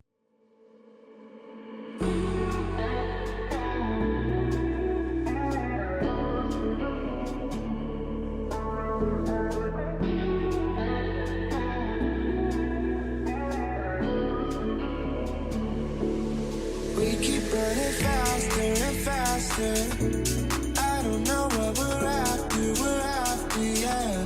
We keep up with disaster. I'm thinking that Norm's tweets, like some of them are not supposed to be funny. They're like profound, like fucking poetic. I deleted a lot of that. Because I'd read my responses, they go, you fucking assholes, you're funny. I'm like, oh. That's just it. You can't stop being like, if you're funny and then you got like a serious comment, like I would tweet some ridiculous shit, but then I'd go like, you know, Obama gave a speech. Let me give a little feedback on what I believe of Obama. You racist, fucking conservative, fucking rich motherfucker. Some people, too, fucking think it's serious. Like, I tweeted one that I said something, I don't know. I said, like, my father was brutally murdered last week, and it's only now I can look back and laugh. And then these people would fucking answer. They go like, I'm so sorry. Like, closure takes a while. So I had to go, no, it was a joke. That's cool. That's very How funny. does anyone read that and not, especially from you, and not think it's a goddamn joke? So People are so stupid. That's something this whole thing has opened up, where you're kind of communicating with people you never would talk to or meet, that you know don't understand what a sense of humor even is. So the responses you get sometimes, like, just like, hey, I was like, hey, you know, God, it's spring, but I'm looking outside and there's still a little snow on my back table. At least you're alive, motherfucker. You know, that was from a dead guy? I'm getting tweets from the dead. I guess he had a loved one pass on. Perhaps a father that was brutally murdered a week ago. I guess to sum it up, everybody's a critic, huh, guys? Your special should have been called The Voice of Reason.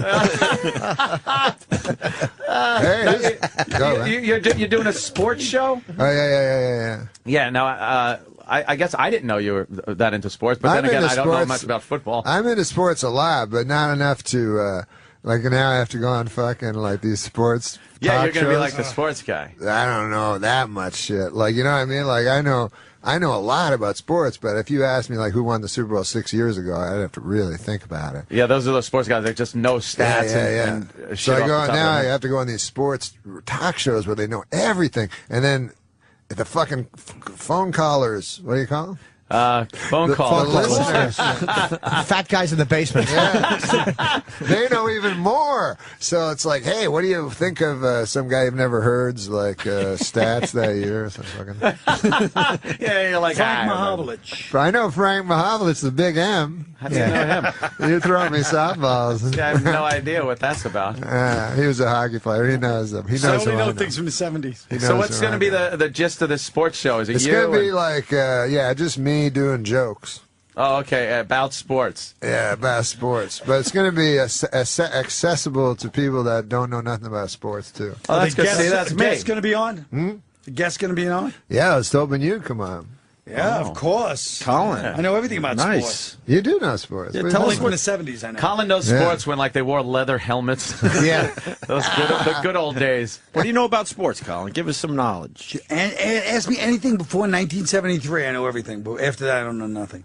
Norm, go ahead, man. Okay. This is his audition. Yeah. I would ask, I could be the announcer. Norm MacDonald. How many... sports show. How many... I guess I'd say how many World Series did Babe Ruth win? 5.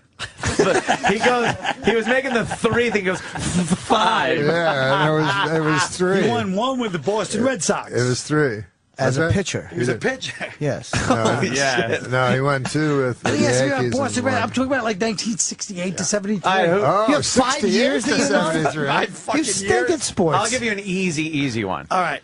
Who was the quarterback on the Colts against... Johnny Unitas. Earl Morrall. Against the Jets in '69. Johnny Unitas, then Earl Morrall. Who played in the Super Bowl? Both of them. Johnny Unitas played like 5 minutes, and Earl Morrall played the rest of the game. That's what happened impressive. to Johnny Unitas? He was old. Tendonitis. He was 5 minutes older, and they had to take him out? Yeah. Jesus Christ. That's pretty impressive. That is pretty impressive. That you is do both. You could be on Norm's show now. You never saw that. That's game. good. That's I almost never a saw that trick game. question there. It's like a trick question. And you Johnny- gave me a trick answer because I had no fucking clue. Oh, you didn't know? No, that's why you said 2. I'm like, oh, 5 minutes, they took him out. I had no idea because he was They old. brought him in like, symbolically. Oh, like, hey, no, he's they playing- brought him in at the end. That's what happened. Oh. All morals started, but then at the end they're like, we're losing to the fucking AFC. And they So who let's bring in cares? Johnny. You're good, man. You haven't gained any weight or Oh, nothing. thanks. No, it's cool. He looks the same. Because we worked together in Boston. We did this movie. Oh, what a blast we had. We What had did fun. Grown Ups? Oh, Grown Ups. Yeah. Oh, that's right. Forgot you guys were in there. The highest grossing picture of all time. Yeah. It did make a lot of Did fucking make a lot money. of cabbage. You got any points on that one? We didn't get any Maseratis. They They gave got Maseratis. Maseratis, yeah. They Wow. gave Got out Maseratis. They gave Sandler. Rob Schneider. Sandler gave Rob Schneider, Rock, Spade, and Kevin James Maseratis. 4 guys that don't need them. Me and Norm need Maseratis. What did you guys get? iPods. What did we get? What did you get? Nothing. We got Ugats. No, what did you get? He gave you I thought something. you had a joke. We got Oh yeah, I did have a joke. I said they gave us a weekend. They gave us a zip car for the weekend. Nice setup. Yeah. You guys work well together. Yeah. That's beautiful. I we see the walk magic. around. We walk around Boston every day. We go shopping for clothes. We And fucking whatever. this son of a bitch. Every store we go into, it's like the nice part of Boston, Boylston Street. Yeah. You know? It's all these nice stores, so they know us. I don't know. I've never dressed in my life. I don't know how to dress. He dresses like a hip hop kid, like like a 16-year-old black kid. No, I just wear whatever's the loosest thing. Yeah, Yeah, it's comfortable. Do you not like your body? That's why I wear loose clothing. I don't like my body at all. I don't like anything that shows my body, my tits or my stomach or the side No, I fat. hate it. But you seem to be in shape, Norm. I'm not in shape at all. No. That's because you wear loose Well, clothing. you're not fat. Yeah. yeah. I'll tell you something. Yeah. This is weird because I was fucking skinny, right? And I go to the doctor and he says, "We're gonna measure your fat." I said, "No, man, I'm skinny. I don't need. What are you fucking measuring?" I'll call my it body Dr. fat?" Man. He checks. He was Dr. Man. He checks my body. He goes, "No, you're fat." He goes, "You're both skinny and fat." Like he said, fat. basically like bones and fat. Like the muscle, Wow. there's no muscle there. Oh. So not a good combo. But anyways, he takes me shopping. I take him shopping. Every store he goes in, he creates a fucking ruckus. They're like guys like we go to this like metrosexual guys like Metrosexual. Would you like to now, go in what, the don't you think if a person said you look metrosexual, isn't that the same fucking thing as saying you look gay? Exactly. What the fuck's the difference? That's gay. But then the guy's like, we're in like these nice stores, and the guy's like, hey, why don't you go in the back and take off your shirt? What? I don't like showing You my want me to fucking take body. my shirt? Hey, this guy wants me to take my shirt off.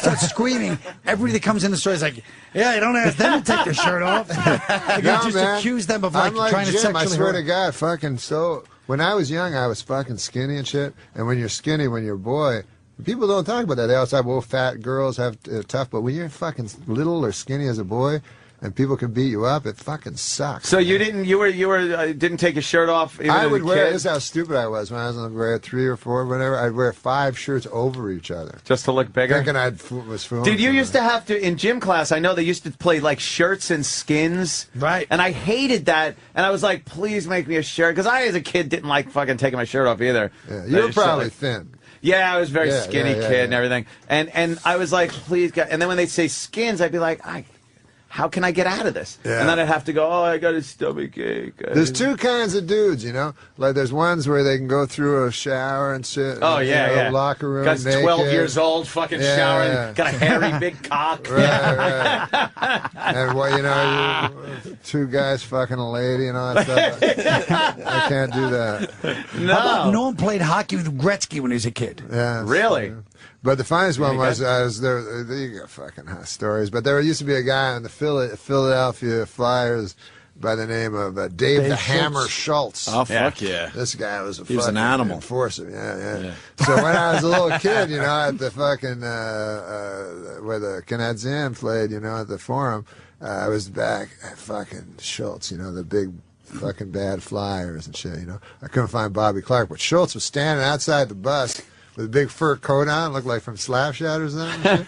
And so I ran up to him. I was a little kid. I'm like, hey, man, can I get your autograph, you know? Are you smoking a cigarette? He threw the cigarette at me. Oh, shit. It was so funny. And then I was traumatized, but then later on I was like, that's way cooler than getting an autograph. Being burned. Were you good at hockey, Norm? I was. I pulled my tendon. I pulled my fucking tendon. You guys are young, man. Well, not really. A fellow like me. Yeah. Getting up there. Listen. Did you have a shot? Listen, as Colin Wells knows, I've seen more sunsets than I'm gonna see. Oh boy. No, but I tore my tendon, and this is the first time I've been immobile in my life because I still have this crazy competitive fucking thing where I'll play, 20-year-old kids and pick up basketball and get the shit beat out of me, but I still think I'm young. But this was the first time I was immobile for about 3 or 4 months. If you guys ever get there, it's a fucking portal to the future. You go, holy fuck. Yeah. No, I noticed those aches and pains that start coming up that you weren't there before. All of us. And you just kind of, now you got to work through them. And Louis C.K. talks about it, too, when he goes to the doctor, and it's just like, oh, that's just, that's what it is. That's never going away, ever. Yeah, exactly. There's no cure for it. There's nothing. You got to live with it. And it's like, oh, great. That's just the beginning of the falling apart sequence. My fucking cardiologist, 68-year-old man, he's like, you got to keep walking. He goes, at our age. I go, our age? And then I realized I think I am in his bracket compared to my kid, who's 18. I'm not in his I'm closer to this 68-year-old. Yeah. But, whatever happens. I talk about this in my new book, Perspectives. Perspectives. That's good. But you wish you had you know what everybody fucking says? They're like, hey, man, I don't care. When I get to be 80, I'll just do heroin. That's what everybody fucking says. Right, yeah. But I think when you get to be 80, you're like, oh, you're just scared the whole time. You're not going to do heroin. I noticed during your... You're hoping young people don't fucking beat you up. Imagine you walking down the street, every fucking guy and lady just kick your ass. Yeah, and they don't give a fuck about you. And I saw an old guy. This is another thing. You ever notice this? You see a fucking old guy, like 80, fucking looks like a skeleton or some shit, right? In your stupid head, you don't think you're gonna get like that. No. I don't know why, but and you think it's gonna be just so long and something might change in science or something. Yeah. Like I've noticed on your special, you do have a lot of bits that are very funny, but very dark as far as the death and growing old and disease and things like that. One of the funniest goddamn things you were saying was, your odds of getting attacked by a terrorist are 1,000,001, but your heart attacking you. It's just so funny. Your heart attacks you. The heart's not. What are the odds of your heart attacking you? Your heart attacking you. I thought that was offensive. It was very well, offensive. the people who've had heart attacks, Carl, it's a good point. It's funny to us. It's too soon. But where is that? Like, where are you as far as that goes? Are you authentically petrified of the end or of falling apart? I shouldn't think about it as much as I do. You do? Do you lay there? I go fucking. I get a lot of tests done. Do you? Yeah, make sure everything's cool. Your cholesterol. This happened to me one time. Because, people say, oh, you're a hypochondriac and shit. But I'm like, no, fuck, that's not it. It's like the only chance you got is early detection. That's all you got.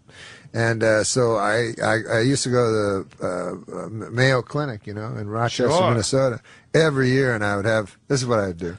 Because I don't, this is what doctors do. They'll just you go, hey, I got a cough. That's probably a cold. Right. You know what I mean? They just brush everything off, especially if they know that's you're a what they told hypochondriac. Jim Henson. Yeah, exactly. Yep. So what I would do is I'd go to this is what happened to me. I went to Rochester Mayo Clinic, and I would exaggerate all my symptoms. So I go to the stomach guy. He goes, "What do you got?" I go, "I fucking shitting blood, I'm coughing up blood." He goes, "Holy fuck!" So he'd give me a full thing. I wanted to make sure I got a full thing. So every fucking guy, blood was coming out of my nose and ears and my asshole and everything. So anyways. Just so I get a full, clean bill of health. So I did, and then that's when I'm most happy, is just when I'm walking out of that place. Now, how long does that last? Doesn't last long, because obviously 2 days later, the fucking thing can start. But then I fucking 6 months later, I decided I never had insurance before, so I decided to get like life insurance. Couldn't get it, right? So I was like, holy fuck, because sometimes they mix up files and shit. I said, I must have something wrong with me. Oh, no. And so I fucking said, why the fuck can't I get, and nobody will accept me for life insurance. Anyway, it turns out that the life insurance people are privy to all the doctor's notes. Oh, so you were they saying... got the doctor's notes. Even though I had a clean bill of health, they go, this guy's shitting blood. Fucking blood everywhere, you know. I can insure this motherfucker. Yeah. So they said he must have some unknown disease. Oh, shit. Oh, shit. So it took me a long time, and then finally I had to get that fucking Ed McMahon life insurance. I like those guys. They're like, hey, man, will nobody fucking give you life insurance on account of you're fucking old and sick and going to die? Here, we can give it to you $1 a month. If you're 65 or older, you can get term life insurance. Yeah. And then it says doesn't kick in for 3 years, premiums, you know. And plus, imagine if you're the fucking guy that's asked to do that commercial. And it's like, and no medical tests. We won't ask any medical questions. Imagine you're an actor, like you're fucking like Robert Wagner, and you know that's you know, like, hey man, do you think about death every fucking day like me? Did you never fucking think of taking care of your family at any point? Until right now when you're on your deathbed? Until now? Holy shit, man. Yeah, I did notice during the special there were a lot of those things, but you make them fun. It's very rare that you could use the word cancer in a bit and actually make it funny. It was just, yeah. No, I'm not like, that's not what I talk about in stand-up. That was just a certain period of time. No, that's what I mean. You know, it's thinking about shit like that. Do you, I noticed because I'm very bad with me being alone with my own thoughts at night. A lot of times if I'm just in a quiet room without the TV on, like I'll just think too much to go to sleep. Yes. And it could be anything. It could be like, oh, there's a kind of a program I want to maybe work on tomorrow on the computer. Yeah. Or it could be, hey, I wonder when I'll die. Yeah. You know, and that, so I like having the TV on just for that. Are you good with your own thoughts, just laying there in the quiet? I'm no good. No? I try to, because, you know, you try something to get off the whatever the fuck you'd use to quiet your mind, you know? Yeah. Whether it's booze or whatever the fuck, pills, whatever it is. But I try meditation, try that, you know. To me, it worked the opposite. Like I'm sitting in a room of people, they go, just close your eyes. They go, thoughts will happen. No fucking kidding. Racing, hellish thoughts, you know? And then the guy's like, just let them go. I'm like, ah. And then you open your eyes, you look at some other fuckers right beside you. Yeah. And I tried it 3 times. I could never get to any place of quiet. No, I need a lot of distractions. And I could still operate and work. Like I could make myself, you know, go to sleep. Or if I'm working on a computer or something, I'm good with the TV on or something like that. Yeah. But I need this constant little distraction because if you're just left alone to your own devices, your thoughts will turn horrid. I stumped a fucking psychiatrist once. I said to the guy, because I was fucking gambling all the time, shit, right? I had a gambling addiction. I'm over it now, but shit. But he said... I bet you're not. That's a good one. He almost lost everything. Oh, shit. You haven't met Chip. Yes, Chip Chipperson is very funny.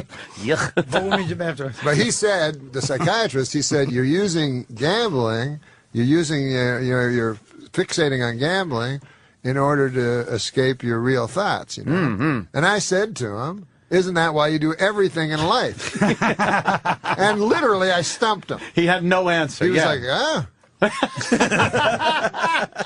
And then he recovered and tried to make it. But isn't that why you do everything? Yes. So you're not sitting at home just thinking about what was what's your, really going to happen to us? where it all ends.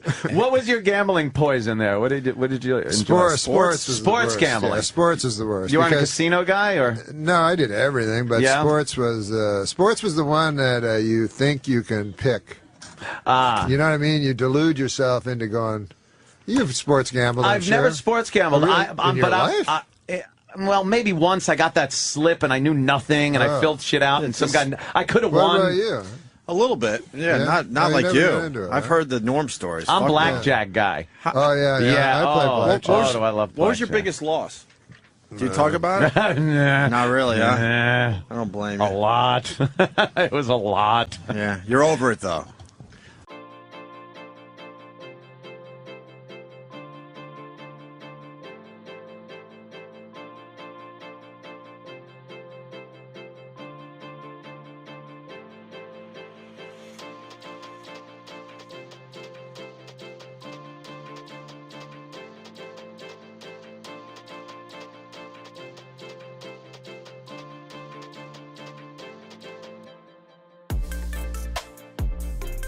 I did a stupid thing one time. Okay, he's ready to talk.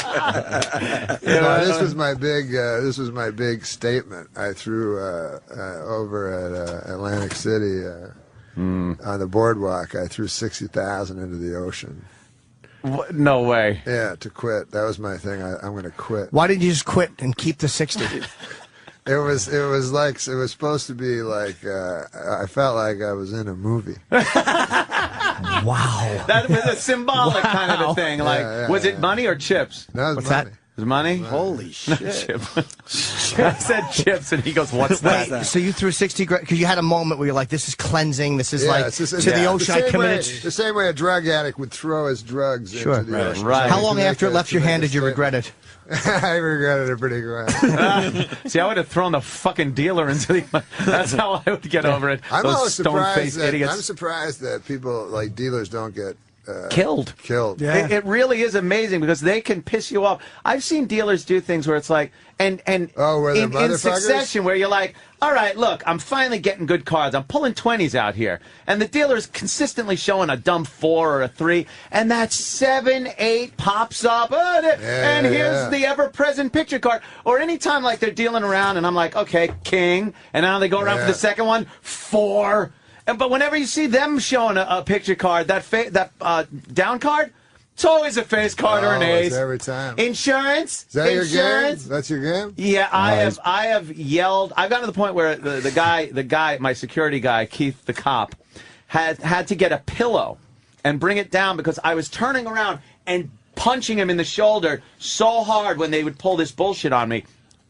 And I was yelling where, like, the floor guy would come over and go, hey, Mr. Cooney, you're going to have to keep it down. Because I'm just like, yeah, you motherfucker, fuck! So the pillow... Don't people recognize you? Yes, they do. Yeah. Yes, it's humiliating. And I would also use the pillow to bury my face and go like, and I have to tell the dealer, look, it's not you personally. Yeah. It's the cards. I'm yelling. You reacted to an ace of diamonds the way most people react to a rape. Yeah. Screaming into a pillow. Well, I fucking had an 11 and I doubled down, and you're throwing fucking almost 30 grand out there, and they give you an ace. Dude, I never get an ace. It's funny when you see a famous guy. There used to be a guy, a weatherman here in New York named Spencer Christian. Oh, yeah, I remember Spencer Christian. ABC, Good Morning America. I think he also wrote, I think he was a smart guy or some shit. But anyways, I seen him in the casino at the Trump, you know, and you can spot a compulsive gambler. Like, oh, yeah. His eyes are... And he's on a bad roll. It's that kind of roll where you keep leaving the tables, and they're like, better luck next time. That kind of shit. And he's just the next table, and he's putting money. Everything's losing, you know, and he's just saying, anyway, this big, fat fucking family from Ohio. They go, there's that weatherman. Oh, no, you don't want to talk to anybody. No. So they're taking a picture, and he's like this. Shut up and deal. Oh, man. Oh, exactly. I hear you. And the other fucking horrible thing is you'll, like, lose money. You walk away from a table, a fucking craps table, right? Down like 35 fucking thousand. And as you walk away, some motherfucker goes, yeah, it's like $2 for us. Yeah. Hey, Yeah, no, yeah, it's right. not, It's asshole. not. It's not. Yeah. Can we move you over one seat well, actually, to where Carlos? Oh, Brock Lesnar is here. I'm here. Norm has to go. Oh, you have to leave? Your people. Norm's a busy man. Your people are telling us that you have to go. Can we if you want to stay, it's up to you. Quick break? You run. We start with Is that in okay? a few minutes. I'll Yeah, talk to Brock. go. You run. Okay. Yeah, I just want to... Norm and Brock will sit there, and if you can stay, you can stay. If not, I want to get a picture of Norm. take your thing off. No, give your thing on. Could you snap a picture? Brock, come sit. Hey, Brock, come on over. It's just a busy day. Yeah, they snuck in.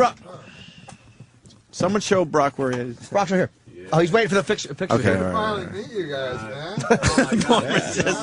All right. Colin, you're out of here, too. Later, buddy. Come on, buddy. Colin Quinn, Long Story Short, premieres on HBO a week from Saturday at 10 p.m. See you soon, Carl. Hi, Melinda.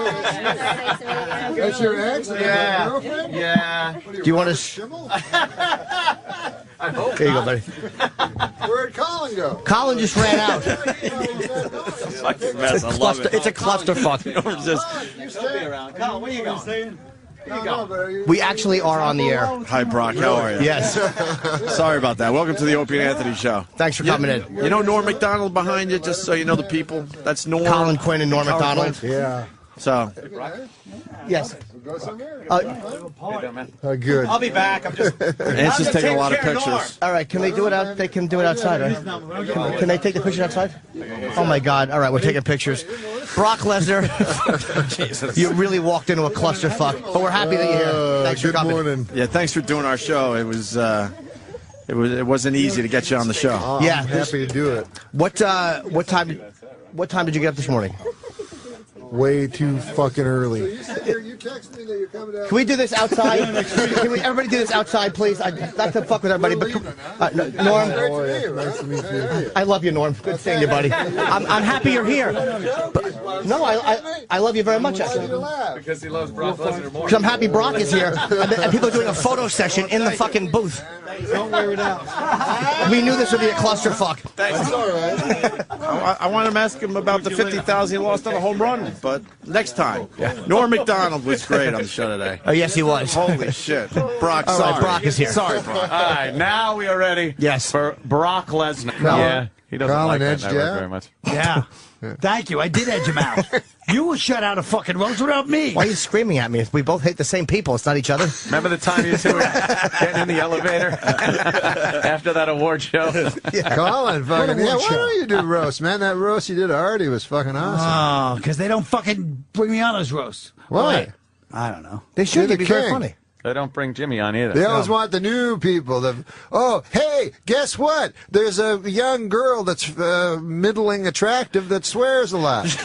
Let's get her. What? Is that the new fucking thing? Yeah. Sarah Silverman, hysterical. Right. Who's funnier than her? Nobody. No, except dudes. But, Nobody. but I think she spawned these other ladies. That they forget that she's funny, and they think the whole point is just to be semi-hot, attractive, and then talk about sucking cock. And you got to show shit. a lot of leg. You got to show a lot of leg with little skirts on, and then talk about sucking cock and manipulating balls with your hand, and it's hysterical. Bring back Phyllis Diller. Some ugly old bag. Rosemary. Rosemary. Those are the funny ladies. Wow. Whoa, that is old. The funny ladies always used to be ugly old bags. Or Roseanne, you know what I mean? Or, no one was funny when they would have a comedian on, like, and the fucking very dry wit of that whole thing. The problem is, if one guy don't like you and he owns the cameras, you're fucked. Yeah. But I think it was also that Ohlmeyer, when he actually would say something about, like, OJ, like, if he got pissed, then Norm would just say, all right, fuck him, and do, like, 5 more. Oh, okay. Yeah. Other people would go like, hey, okay, I'll keep my gig. Yeah, we didn't listen to anybody. And also, I don't think we were listening to people within Saturday Night Live, which was probably a mistake, too. Because Jim was, you know what I mean? Yeah. How about my impression of Jim that everybody hates? Yeah. I hate it, too. How could they hate that? It's great. It's right on the money. I don't even know who it is. It sounds like him. It's perfect. Hey, man, who got a comedy award? Anybody here? Damn, I think one person did. Huh? Who? You? I'm saying the comedy awards. The comedy awards. You don't know about the comedy awards? It was a big event the other night. Big event. Well, I wasn't there. The Lifetime Achievement Award, Tina Fey, I think. No, Eddie Murphy. Well, that. No, what did Tina get? The Mark Twain Award. Well, how do you get that one? You have to be as good as Mark Twain. That's a dumb fucking award name. I was nominated for one, but I didn't get anything. You didn't get Mark? No. You were nominated for anything. I was nominated for special? Shut out of most consecutive roasts. I was nominated for. Fucking network. What if they jump in the stands? Yeah, I've seen that happen. Give me a break. Hold on, I got to get this. So, Norm, you were on Saturday Night Live. What a professional. until Colin showed up. I know. Colin took your gig. He took my gig. He took my apartment. Did he take the apartment, too? Yeah, I moved in the same building as Norm. No, you really are a fuck. Single white female. No, there was one moment. Colin probably doesn't remember it, but I was walking to the elevator, and he was coming off the elevator. Do you remember that? What do you mean? It happened all the time. No, I know, but this was a little more detail. This was took the elevator. This was after I had left, and you had come on, and it was I don't know, it was poignant to me. Sort of a changing of position. You went to shake Norm's hand and he spit in your face. Do you remember that time?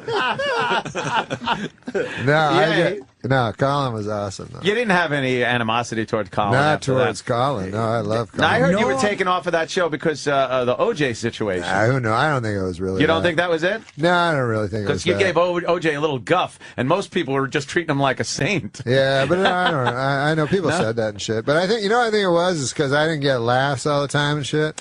And like Oldmeyer was watching Leno, who would get laughs wall to wall every fucking night. Yeah, but that isn't what it was about. I know, but I can understand his point. I kind of liked the delivery. That was it. Yeah, you watch the TV. This fucking guy. I know. TV's no shit. TV's like extinct now. TV's for the old fuckers. I watch the YouTube, fucking face, all that shit. Yeah. Hey, what about this new thing? What's that?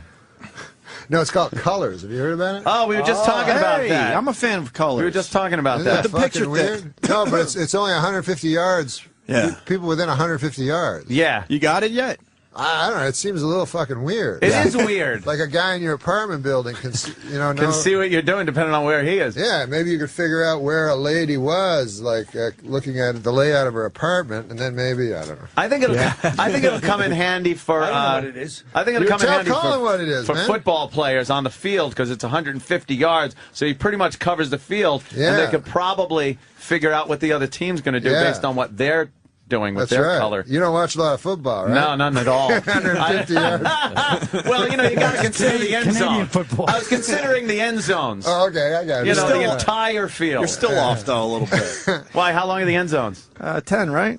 It's got to be longer than 10. No, it's not. It's got to clear. It's Canadian football? No. No, real football. You got the 100 yards, and then how wide is the end zone? It seems about 10, right? Yeah, let's go with a 10. That's it? So you were off by 30 yards. 30. What about after there, but behind the end zone to the wall? All right, now you're talking 150 yards. Like what the mind of a comic and what makes them like that? Well, we're done with you. There he is. Norm. Did you get my fucking text about your show? No. I love it. We're on the air. It's okay. Yeah, of course. It's good. They're greeting each other. Oh, hey, Norm good to MacDonald, meet you. Anthony. What's up, boys? The rest of the group. Oh, yeah. I do my YouTube videos it's awesome. and stuff. It's fun, you fuck off a little bit here and there. Kevin Farley? How you doing? Sit down, Norm. Pleasure. Take a seat. I think we're kind of running out of seats. Take the couch right there. Hilarious special, too, by the way. That is nice. Oh, my God. Saw the special the other night. We're not on the fucking Oh, radio. yeah. We do that. Yes, you can say fucking. That's how we roll. We're on the radio right now? We just bring it in and let it roll. That's how that works. I know, you're looking at the picture. Colin's looking at a picture of Hitler. That's my room. I'm looking for different motifs. That's your screensaver? That's my screensaver. I gotta put on my cans, man. Jim Norton. Yeah, we just saw Jimmy Norton. You can see it. See, we like bringing everybody in at different times. The host of the show, the This guests. is fun. I saw you guys on the YouTube, I saw you and Jim and you. Yeah. It was awesome. On YouTube. Fun on the YouTube. Yeah, you never watch fucking YouTube? What the fuck? Also, we've asked Norm MacDonald. I'm doing the Jimmy Kimmel Show on Wednesday night, and I have not boldly at all, I have total confidence. I will open my set on the Jimmy Kimmel Live Show on Wednesday night, December 3rd, with the joke that Norm MacDonald will write during this podcast. The only parameters, and it doesn't have to be this, but I'd like it to be about airport security, how intense it's gotten. Anything jump off? What is because I've heard that it's more intense or something. Well, the pat-downs... I need more information. The pat-downs are a little bit more invasive. People are saying that their genitals are being touched. One woman had to remove her fake breast She had like a Well, what breast. happened is the new scanners, some people are it's not just the metal detector, it's a scanner, and it sometimes depicts you in an embarrassing way. So more people are rejecting the scanner. In other words, they can see you like with X-ray vision. They can see your body So naked. now if you reject the scanner, which you're entitled to, you get a pat down, but the pat down is pretty thorough. And some people are saying, you can pat me down, just not, on my privates. Oh, okay. And they're like, no deal.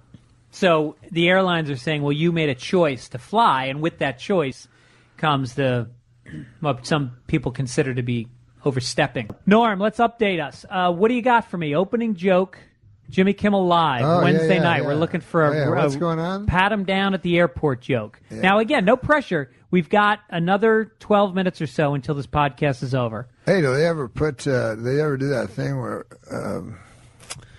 isn't there something where they check your ass? Yeah, it's a probe. Anal probe. Do they do that at the airport? What? That's a bad attempt. That's a bad attempt at a joke. Mike, why don't you just say it, Mike? Gibbons Wow. You don't want your fucking He's an fingerprints artist. on it? He's an artist. No, the TSA might think I keep my weapons between my festive testicles and what the fuck? My anus. And my anus. Hey, what are you, in third grade? That's the stupidest joke I've ever heard. No wonder you handed it to him. He didn't read the punchline. What's the punchline? Can I start from the beginning? Yeah, no, you can't. No, but what if I thought of TSA, something? I'm trying to keep this ABC safe. This is the Okay. Disney. Okay. All right. TSA might think I keep my weapons between my testicles and my anus, but they'd be right. How about You're going meta on meta. you should go, TSA should know. I doubt they'll find anything on me because I keep all my weapons near my male G-spot. Give them that warning. You want to open with that? I love it. If they're not on board for that, What's a good I TSA walk. joke? You know what? If they don't laugh at that, I give them the finger. I walk off Jimmy Kimmel stage. I think working male G-spot into a joke is fairly new ground. I think it's kind of funny. I want to go old ground on the first joke. I want right. something people can actually Well, laugh don't they? at. Listen, man, Go don't they with put balls. your fingers? Don't they put their fingers in your ass? Or That's something? old school. I've read that. I've heard They about that. they can put their fingers in your ass. Yeah. Can no, they? not fingers. One. All right, can you say that in a clean way? Yeah, anal probe. They can do an anal probe. Yeah. Digit. So can you say? Can you work? Can you? I can just give you the. I can just give you the raw ingredients of a joke. Give me the Garofalo. I'll give you a tablet. Okay, so it's maybe they combine it somehow and check your prostate at the same time. That's not. I see where you're going with it. So maybe it's like, Wait, I flew Did in. I not just say male G-spot? Yeah, That's but what it is. No, Shut but up, this his way mic. it's like a health service. It's I like it. So I just flew in from New York, and good good news news is there you go. I'm not carrying any loaded weapons. The bad news is I have 6 months to live. months to live. It needs more Well, explaining. it needs more explaining though. The good Raw news- ingredients. I had a digital exam. There can be a digital exam at John F. Kennedy Airport. Good news is I'm not a heroin mule.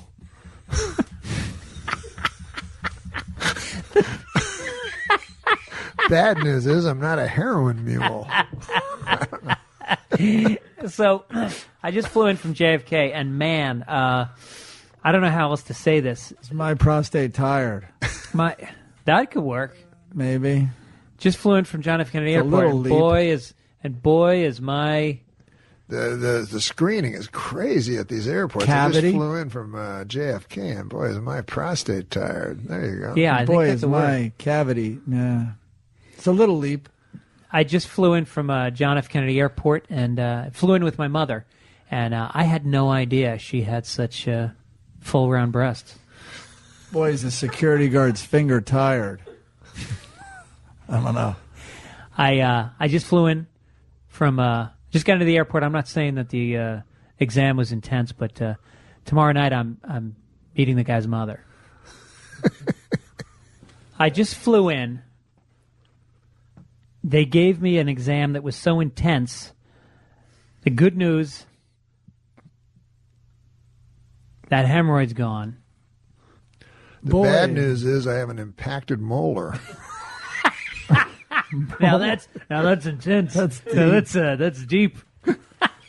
Boy, is the TSA guy's arm tired. That's close. It's a tough TSA. It's tricky. No, it's not. This is easy. Is it? Just flew in. Flight was on time. I can tell because the guy screening me's watch is up my ass. That's a great one. There we go. Okay, done. I'm glad I had you write a joke for me, Norm Were MacDonald. you just sitting on that the whole time? No, I just thought of that. That's Know that in this day, nobody's gonna change. You won't ever leave. On my mind again, I'm still not tired of it. Can make you want me. And I may act okay, say things will stay the same. Say I'm all out. Okay, cool, man. You're the kind of guy that likes games. Here's I love a game that I thought of today. It's called Talk Your Way Out of It. I'm going to give you a situation that you're stuck in, and you're going to need to talk your way out of it somehow. Okay. You meet a beautiful woman. She wants to have sex with you, but she wants you to wear an afro wig. And while you're having sex with her, she's screaming racist shit at you. And then her neighbor opens the door and comes in. He's a black guy, and he's got a baseball bat. All right, so I agree to do it. Oh yeah, Is that you what want to you're have saying? sex with her. So I'm doing it? You're willing to wear the black African wig, So and I'm- she's screaming horrible racist stuff. The guy walks in, he's black, and he's got a baseball bat. He's But very wait, angry. He walks in coito, like while we're doing it? Yeah, her door wasn't fully locked, and the yelling was so loud. He could hear you guys from next apartment. He could hear her yelling the N-word and, I see.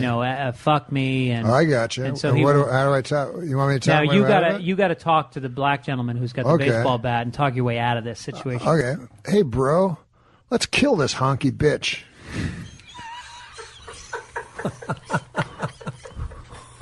So you just commit to black.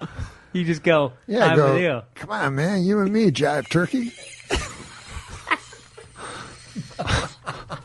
And that was Talk Your Way Out of It with Norm MacDonald. Today. The list of kind words goes on, and today we are joined by his friend and former co-star, actor Daryl Hammond. Hi, Daryl. Thanks for joining us today. Hey there. Good morning. How are you? Okay. Well, Daryl, you took to Twitter in the wake of this news, writing, "R.I.P. my dazzling friend. There was no one funnier than Norm. Hardest I ever laughed was with him. I will miss you and your friendship." So many people are talking about him and his work in the industry, but you actually knew him personally. So can you tell us just a bit of what it was like being his friend? Yeah. You didn't think of it like at the time as like it was like anything special because he was such a no frills kind of a guy. I mean, he wasn't seeking fame and he wasn't seeking fortune or power. He just was living his life trying to be funny. And, it seemed so unremarkable at the time. It was just Norm being funny and being him, which was thought is formed on the way out. And you just say exactly what you think immediately. Sometimes it lands with favor and sometimes it doesn't, Yeah. Take me into one of your biggest belly laughs with Norm. Yes. If you can. I mean, the thing is that I know him. I can think of some professional stuff that was really funny, but personal stuff and people that were in his life, probably is some of those stories I shouldn't tell because it involves other famous people. But you know what I mean? Take me to a professional one then. What was one of your favorite on-camera Norm moments? Well, my favorite on-camera Norm moment was when he was doing Burt Reynolds, in Celebrity Jeopardy and refused to answer to that name when Alex Trebek referred to him because he had changed his name to Turd Ferguson. Burt Reynolds. That's not my name. Okay. Turd Ferguson. He wore that giant hat. Yeah, what do you want? I'll put that up there with my favorite moments ever on stage at SNL. Hilarious. I'll put that up there with the cowbell sketch. It was hard to stand next to him and not just become an audience member, That was sort of the way he was. You didn't want to be in the sketch anymore. You wanted to watch the sketch. You wanted to watch him do his thing, Yeah, a lot of people having to deal with breaking during that sketch. Yeah. Yeah, you really trying hard not to break. And I just wished I could walk off to the left about 10 or 20 feet and stand there with everyone else on the floor, people standing around. I wanted to join them and just watch Turd Ferguson do his thing. Oh man. And what was he like? Just, coming into set, like, just take me into his personality a little bit off camera. Super low key. He would be over talking to the key grip or talking to the nurses. He was always talking. He was very interested in people. And he was very curious about people and very engaged with everyone from techies and camera operators. Oh, and then Elle McPherson walks by and he says hi to her. You know what I mean? Yeah. He was utterly himself, and he didn't know how to be other than that. Sean Connery has set a new Jeopardy record with negative $230,000. You think you're pretty smart, don't you, Trebek? What with your dago mustache and your greasy hair? Look, what did I just say about ethnic slurs? And finally, back again, Burt Reynolds in a commanding lead with $14. Hey, check out the podium. Look at this. Mr. Reynolds has apparently changed his name to Turd Ferguson. Yeah, that's right.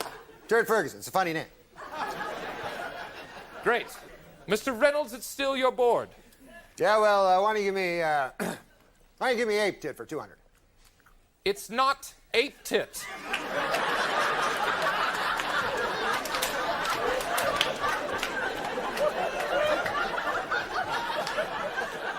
It's a petite never mind. Yeah, I'll take the condom thing for 8,000.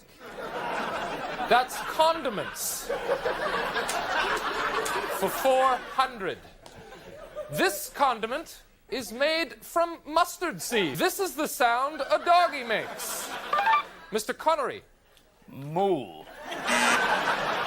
No. Well, that's the sound your mother made last night. Burt Reynolds. That's not my name. Okay. Turd Ferguson. Yeah, what do you want? You buzzed in. No, I didn't. Yes, you did. Yeah, well, that's your opinion. Mr. Reynolds, what are you doing? Yeah, I found this backstage. Oversized hat. It's funny. No, it's not. Sure it is. It's funny. It's funny because it's bigger than a normal hat. I see that. Get back to your podium. Yeah, I see it. Go back to your podium. It's not funny. Suck it, Trebek.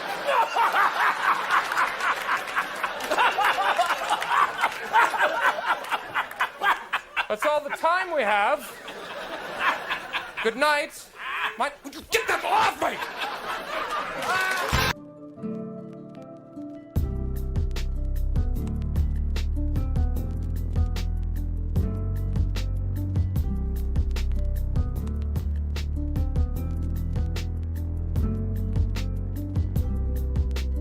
Daryl, not many people knew about Norm's battle with cancer. Did the news of his death come as a shock to you as well? Yeah. I was still seeing his name on billboards and stuff and seeing his name online. And I was even talking with him not so very long ago about doing my podcast. And I never really pursued it aggressively because it didn't seem right to have like a friend on the podcast, like someone that you hung out with and knew in a different context. Mm-hmm. I don't know. I feel like I would just like to stay friends. Wow, and it sounds like he was himself to the end. Can you just take me? You mentioned it, but can you take me into a little bit of when you last got to talk to him and just kind of spend some time, even if it was just on the phone? I think the last time I spoke with him at real length, like the in-depth kind of conversation you would want to have with somebody, was after he took over as Colonel Sanders, which was a huge, it sounds paltry now, but it was a big job. And I loved it. And KFC replaced me with him. And so the interesting part about him was he should have been on this big victory lap. Yeah. Incredibly great job. And he was going on the air and talking to people like that the KFC should have replaced me because I was the best one. He was more concerned. You can't fake that. Like, concern for your brother or, more than yourself. You can't fake that stuff. He was saying that to them, and everyone was like, yeah, I got to take the job. It's a great job. But he was better, and, Wow. Right? Like, he's like, that's great. Yeah, it's like, I kind of feel bad about it because he's much better at this than me, and none of this makes any sense to me at all. And the truth is, he was a great Colonel Sanders, and as I knew he would be, he was really fun to watch.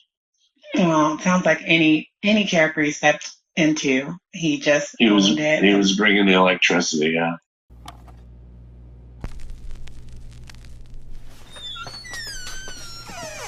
Howdy, folks. It's me, Colonel Sanders. I've been going for a while, and boy, howdy, have things changed. Nowadays, you got your International Space Station, your double-sided tape, your cargo pants. You seen these pants? That's too many pockets. But what you don't always seem to have these days is my Kentucky Fried Chicken. Well, I'm here to change that, folks. I'm here to make sure my chicken's still as tasty and delicious as it ever was. I'm Colonel Sanders. And I'm back, America. I'm back, America. It's still finger-licking good. Here are some slides for my research trip down to Nashville. Now, here I am at the airport. Here I am trying classic Nashville hot chicken with its spicy, smoky flavor. Here I am thinking, man, this would be great with my crispy, hand-prepared chicken. Here I am writing down the recipe. And here I am with KFC's new Nashville hot chicken. Straight from Nashville for a limited time only.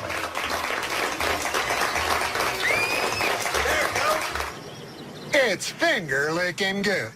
Canadian, right? Canadian, right? Yes. Funniest, besides you, funniest comedian to come out of Canada? Norm MacDonald. Norm? Correct answer. We were talking Thank about you. that Correct before the show. Thank you. Yeah, I love Norm. Oh, he's so good.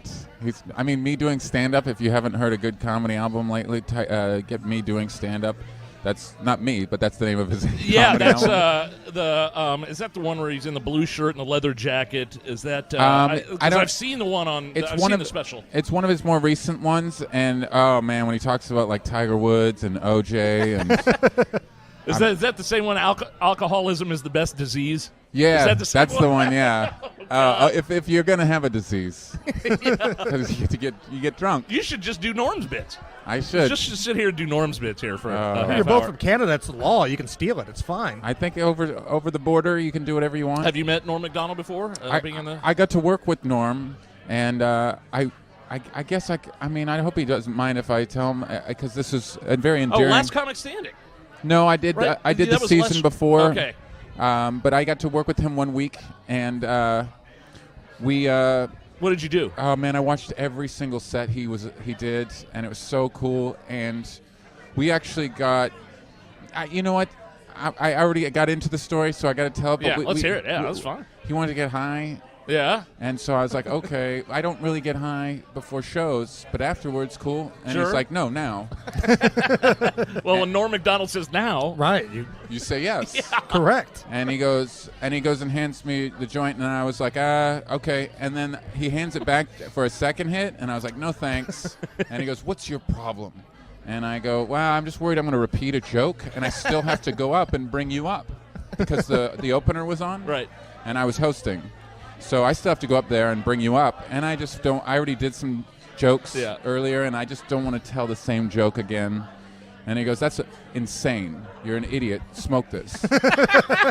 and so I smoked it, and then we go inside, and I'm so high. I go, "I'm just going to bring you up. I'm not going to do any time.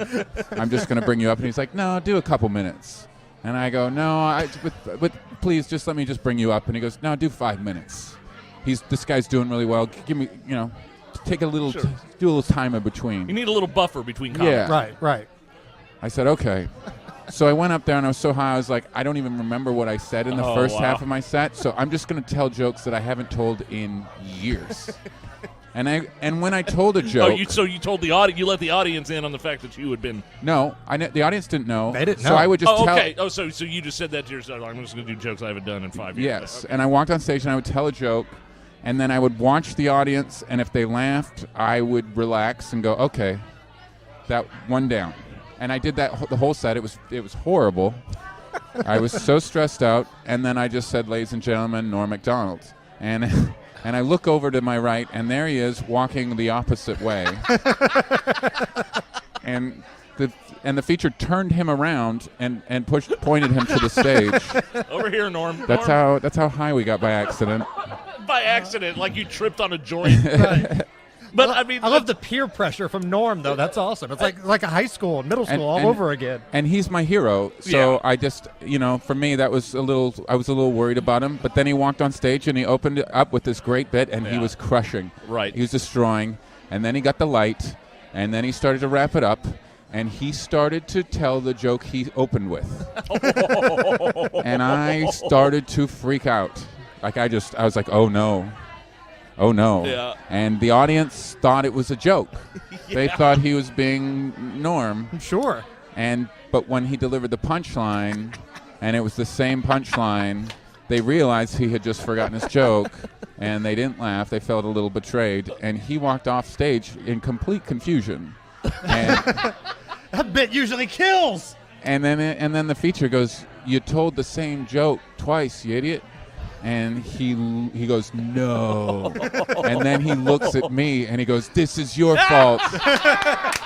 And I never got to work with him again. That was the last time I worked with Norm. But you know what? With Norm MacDonald, though, that's Norm. He's so irreverent that you'd almost expect it. He can do that. Yeah. And all this, that's a bit in itself. I mean, look at the cauliflower joke he did on the roast of Bob Saget. Yeah. That bit, he purposely went up there on that roast and bombed on purpose. Yeah. And it was genius. Yeah.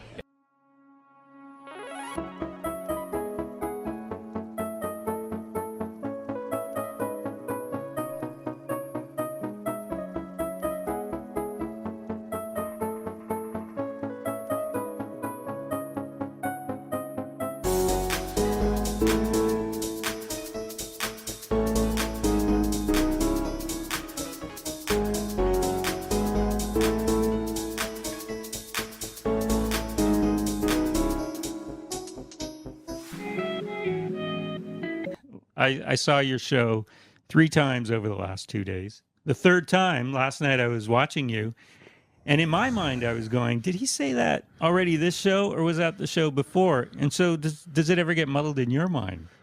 Well, it gets muddled that I change the order all the time. Yeah, you do that. But sometimes I think of stuff as I'm talking, too, and so then it becomes something else all the time.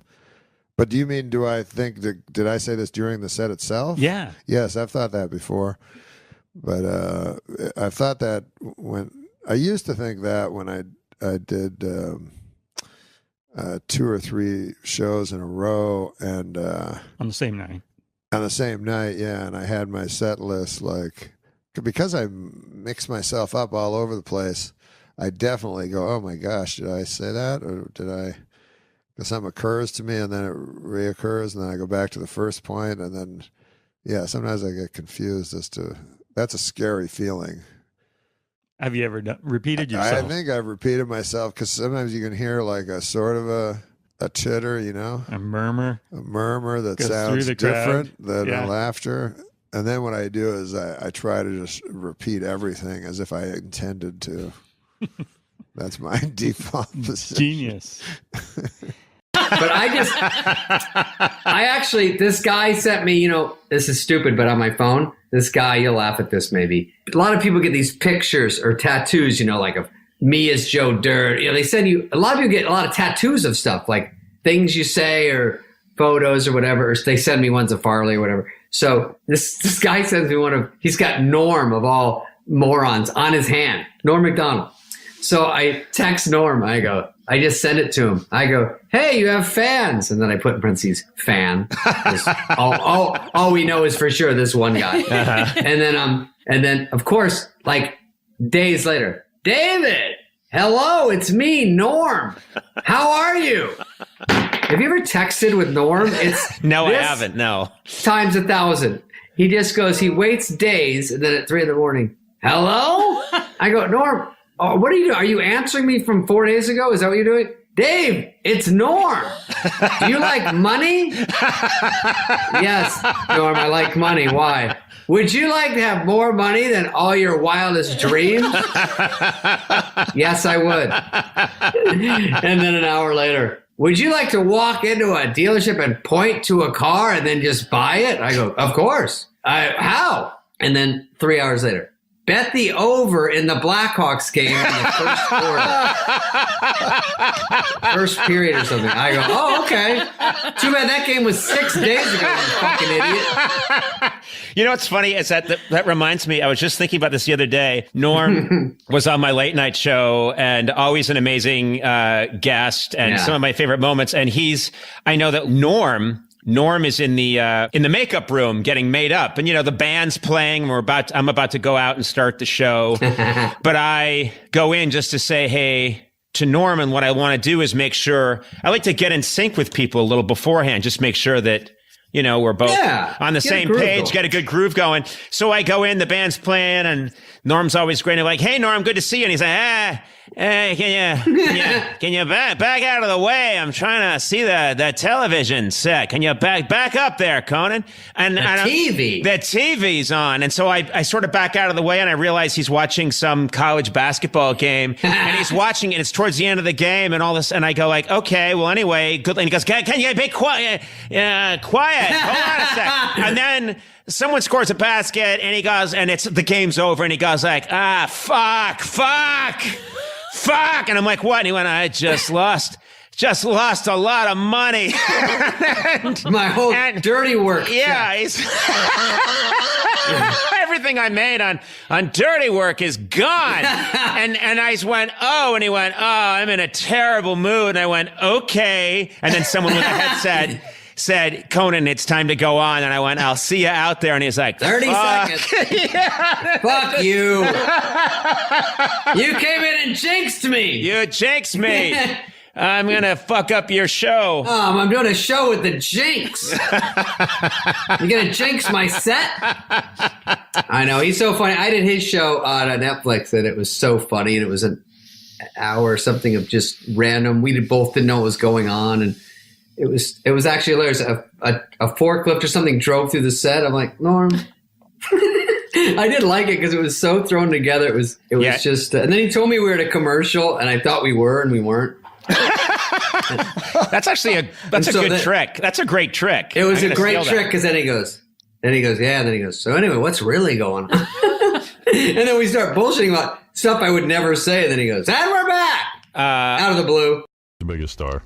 It's amazing how, like, some of your friends, like, seriously, like those guys who came out of Saturday Night Live, like Sandler, you, Chris Rock. There's a lot of guys who sort of all of a sudden are like real big players. Yeah, Norm got his own TV show. Norm's doing well. What? What? Do you hang out with Norm, or is it impossible? It's pretty impossible because he's crazy. He is. In L.A., I call him and he goes, I go, what happened last week? I called you to go on. You called me? And I go, yeah. On my phone? I go, yeah. And he goes, oh, yeah, I got that. I go, well, you didn't call me back? No. And he's serious. Yeah, he's crazy. And yeah, I know. Like, I have him on the show. I love him, though. He's the funniest guy around. I think you need to be kind of crazy to be really funny. He is very funny. I love him, too. And he has a gambling problem, Yeah. He was telling us how secret, he was all excited that he had $80,000. He won $80,000 in Vegas, but he had lost like $100,000 on basketball. Right. And that's on nickel slots. That's how serious he is. Did you always know he had a gambling problem? Mm-hmm. You did. When did you know that? At Saturday Night Live? I first knew he had a pee in a bottle problem. Right. Remember that? You always talk about it's that. great. And then I knew... Does he still save his urine? Do you know? I don't know. He used to put it in Ziploc baggies, sign it, and send it to fans. Is that true? No. Oh. But he did. He would take... After Saturday Night Live, they give you a limousine, if you want to go to the party, and he would take it to Atlantic City. Really? Yeah. He's a hard ass. He's hardcore, dude. I know he'll even get into fist fights. And then he'll stay at a table for hours and hours. What do you think of that? I feel lucky. And then you don't even know if he's married or single. It's never really clear. I don't know, but I know girls like him. He's when you're that something's that wrong, they pick up on it and like it. They like the tragedy of that. Fixer upper, yeah. Right. Yeah. I'm gonna make him a regular guy. Right, but it never worked. So we get the. I call up Norm. I said, Norm, do you want to go to Palm Springs with me? It's a 3-day Jim McClain course. Yeah. So I pick him up. He rides out there with his feet out the window all the way, listening to Johnny Cash. Remember that? Yeah. And we get out there, and the next morning I call him to wake him up to go. He's sound asleep. I got to call him like 3 times and knock on his door. And then he gets up and he goes, I can't find my shoes. He's like being a little kid. Sounds like And every then- day getting into this podcast.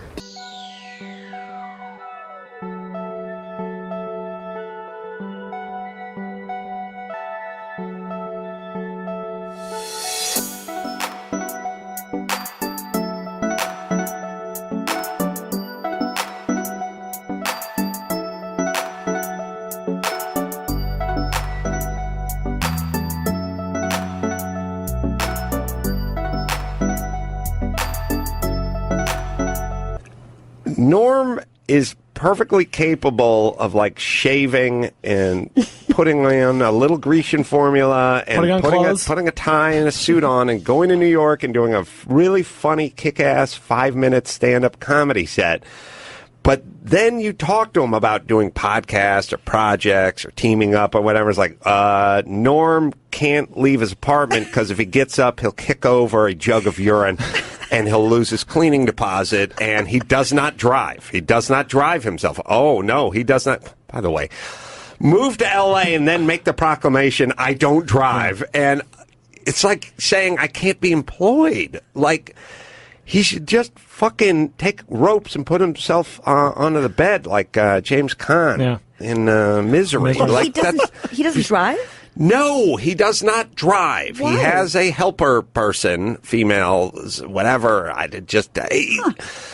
So it's so insane. And then, people tweet me all the time like, hey, get Norm on, man. You guys are dynamite together. Everyone loves you and Norm together. And I'm like, it would be awesome if he was capable of getting inside of a Volvo and propelling himself in my direction. Where does he live?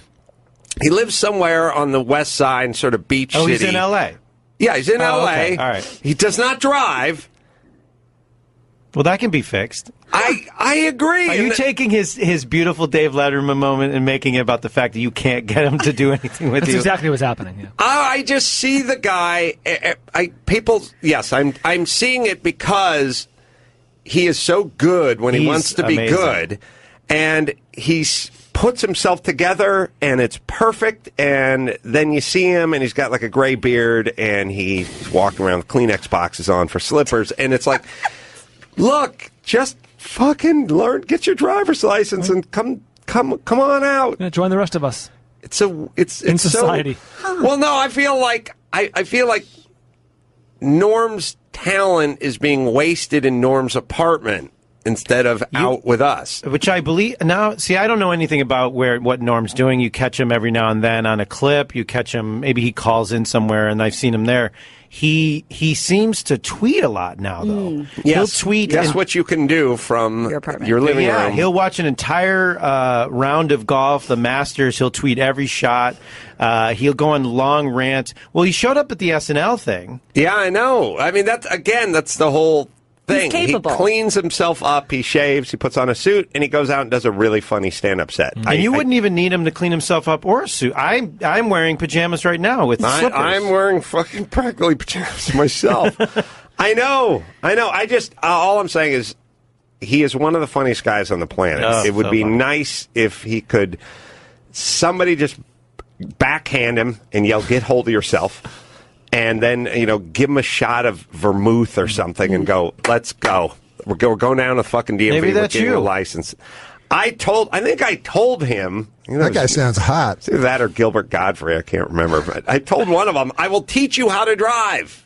But you don't need to. If in his position, he can get someone to drive him places. Oh, there's Uber.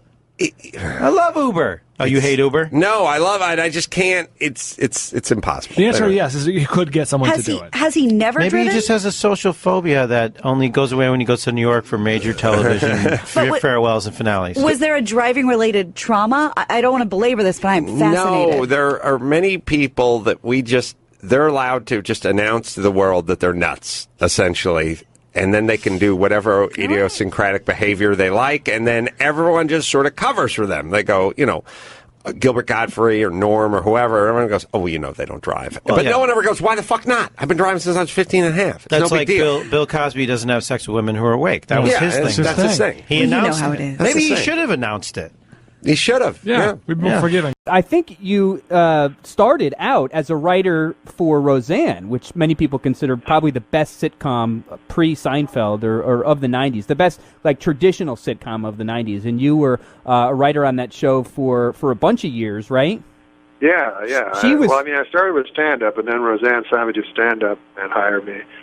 That was my first job in actual show business. And what was that like? I mean, again, every stand-up comic hopes to get discovered or hopes to get his first job or whatever. I mean, were you literally you had no other experience before writing for Roseanne other than stand-up on one of the hugest shows of the 90s? No, I had none, and really, it was only because Roseanne liked stand-up that I got the job. I don't think I ever would have got it traditionally. And then when I was on the show, it was cool because it was just me and one other stand-up, and Roseanne only liked us because she hated Harvard writers, and she hated that snobby kind of what she perceived as snobby. Right. And she really loved stand-up, so she was very hard on the writers, except for me and this other guy. And she was notorious for basically saying, "This is my show, ABC. Do not come down here and you higher ups and try to tell me how it's going to be. It's my show." And she did control everything, and to her credit, she did, because the whole it was great. Fascinating because the writers every week would complain because Roseanne would want everything changed, and then the show would be great, and then they'd complain again. They never understood that she actually realized more what the show was than they did. Right. And her big thing was there's too many jokes. That was always her thing. What's with all these jokes? So she kill all the pad or all the one-liners, and the writers didn't like that because it's sort of an easy way to write. You just pepper a bunch of little jokes in there. Right, But Night Court. She was more into character, and she called it an anti-sitcom. Yeah, and relationships, and that's why that show was so brilliant, because of the relationships between her and her kids, and the relationship between her and Dan. Are there any particular episodes that you can remember writing that stand out that said, "Oh, that's Norm Macdonald's"? Like Conan O'Brien always says about The Simpsons. Oh, the monorail episode is the one I wrote. Was there a Roseanne one that stood out to you? Yeah, there was one that kind of broke my heart because a girl won an Emmy for writing it, even though I wrote it. Oh, no. But the way it works in show business and TV writing is it's just one person can write the episode. So even though it was my complete notion, this other girl wrote it, but it was based on my mother talking to my grandmother, and the episode was Roseanne's mother dies, and she has to explain it, or her father dies rather, and she has to explain it to her mother, and her mother can't hear her on the phone, because she's got bad hearing. Right. So it actually happened with my mother. So she's trying to tell. She starts off sad, but she ends up screaming into the phone, so that her mother can hear it. Oh no! And that actually happened to you. That actually happened to me, and then I had to watch this girl win an Emmy for writing. Oh man! Go up there and accept it. Did she even thank you, or did she mention you in the acceptance speech? No, that would have given it up. Oh no! Well, that sucks. I need your love. You free my mind. I need your love. Yeah, you free my mind. I have some bad news. Dad is not with us anymore. I said Dad has passed away. He's passed away. Dad is gone. Dad's dead.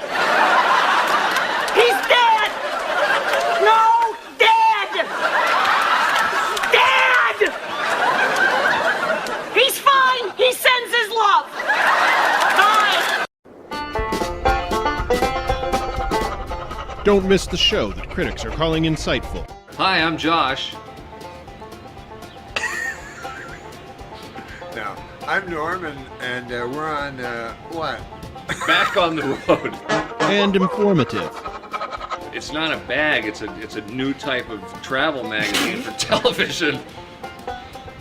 Jesus Christ, man. I'm sorry. Norm and Josh are back on the road. You told me you had a cock yesterday. It's... You said you kept it in your ass. The tour begins, and...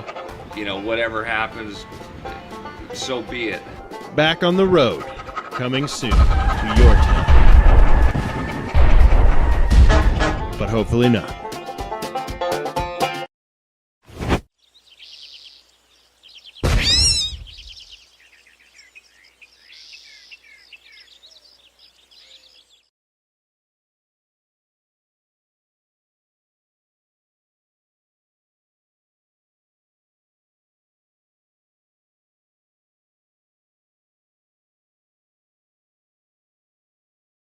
Welcome to Celebrity Jeopardy! We've got 3 wonderful celebrities playing for charity. Let's meet them. Burt Reynolds. As you know, all of our celebrities are playing for charity. And Burt Reynolds, yours is the Palm Beach Golf and Tennis Resort. And finally, back again, Burt Reynolds in a commanding lead with $14. Hey, check out the podium. Look at this. Mr. Reynolds has apparently changed his name to Turd Ferguson. Yeah, that's right. Turd Ferguson. It's a funny name. Great. What in the... Burt Reynolds, what are you doing here? Yeah, it's not my name. All right, Turd Ferguson. Sorry I'm late. I had to pick up my podium from the garage. Well, you're not late. You weren't invited. The answer is John Travolta learned how to dance for this 1977 hit movie. Mr. Connery. That would be Jaws. No. Jaws is incorrect. And please answer in the form of a question.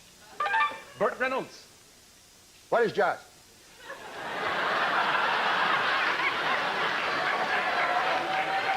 No.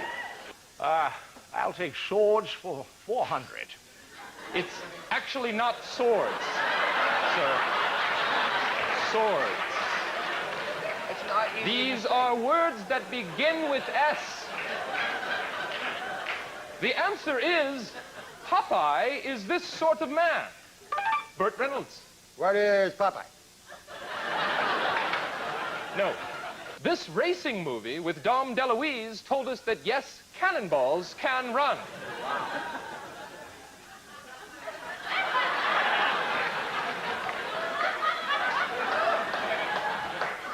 Cannonballs can run. Bert, you might want to guess this.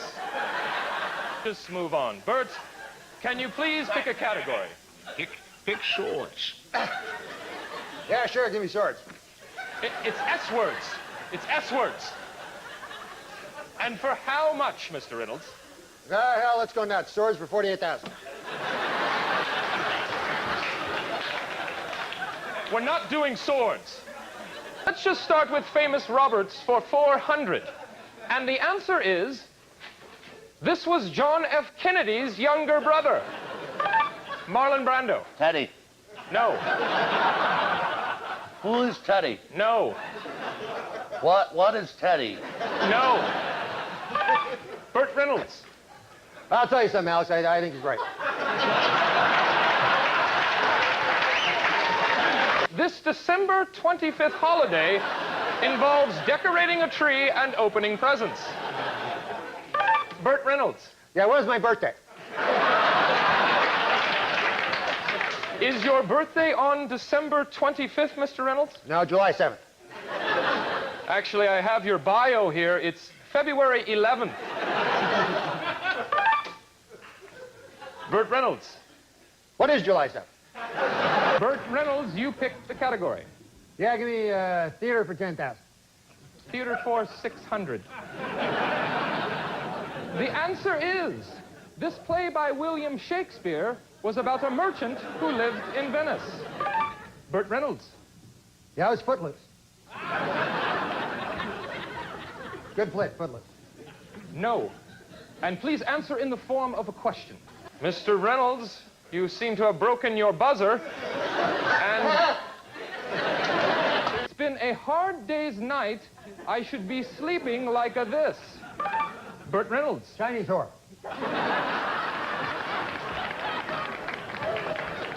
No. Yeah, tough luck there, buddy, huh? Okay, moving on. What is it, Mr. Reynolds?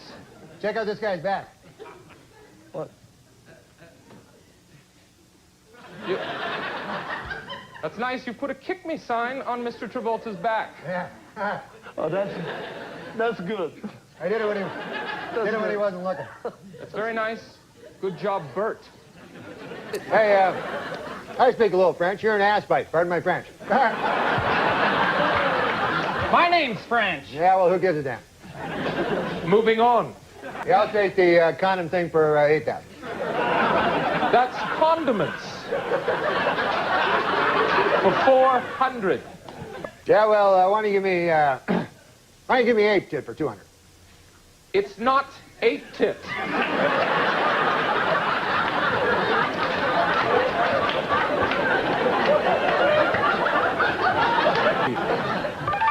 Burt Reynolds. That's not my name.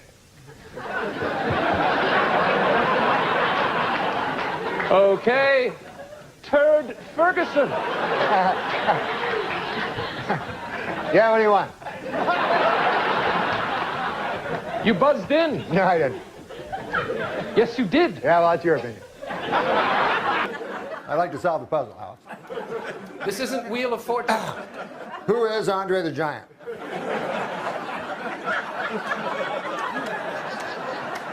Is that an answer to a question? No, I was just wondering who is Andre the Giant. Burt Reynolds. I just remembered. You remembered what? I remembered who Andre the Giant was. He was a giant, and he went by the name of Andre. Why are you still talking about Andre the Giant? Burt Reynolds. Why don't you give me Andre the Giant for $1,000? No, it's not a category. This is the sound a doggy makes. Burt Reynolds. Who is Scooby-Doo? No. That was a funny dog, Scooby-Doo. He drove around the van and solved mysteries. That is incorrect. No, that's correct. I remember you had a pal, Scrappy Doo. Mr. Reynolds, what are you doing? Yeah, I found this backstage, oversized hat. It's funny. No, it's not. Sure it is. It's funny. It's funny because it's bigger than a normal hat. I see that. Get back to your podium. Take a look at that. Yeah, I see it. Go back to your podium. It's not funny.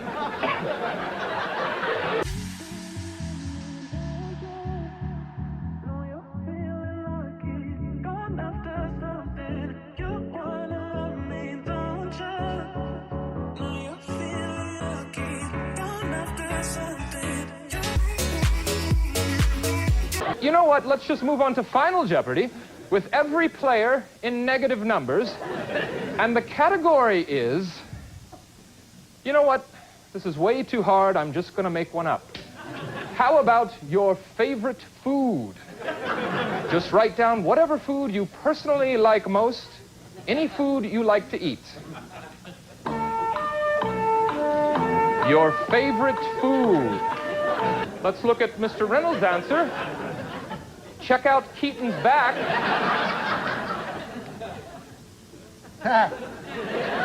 Right, very funny. Yeah, he didn't know it was on there.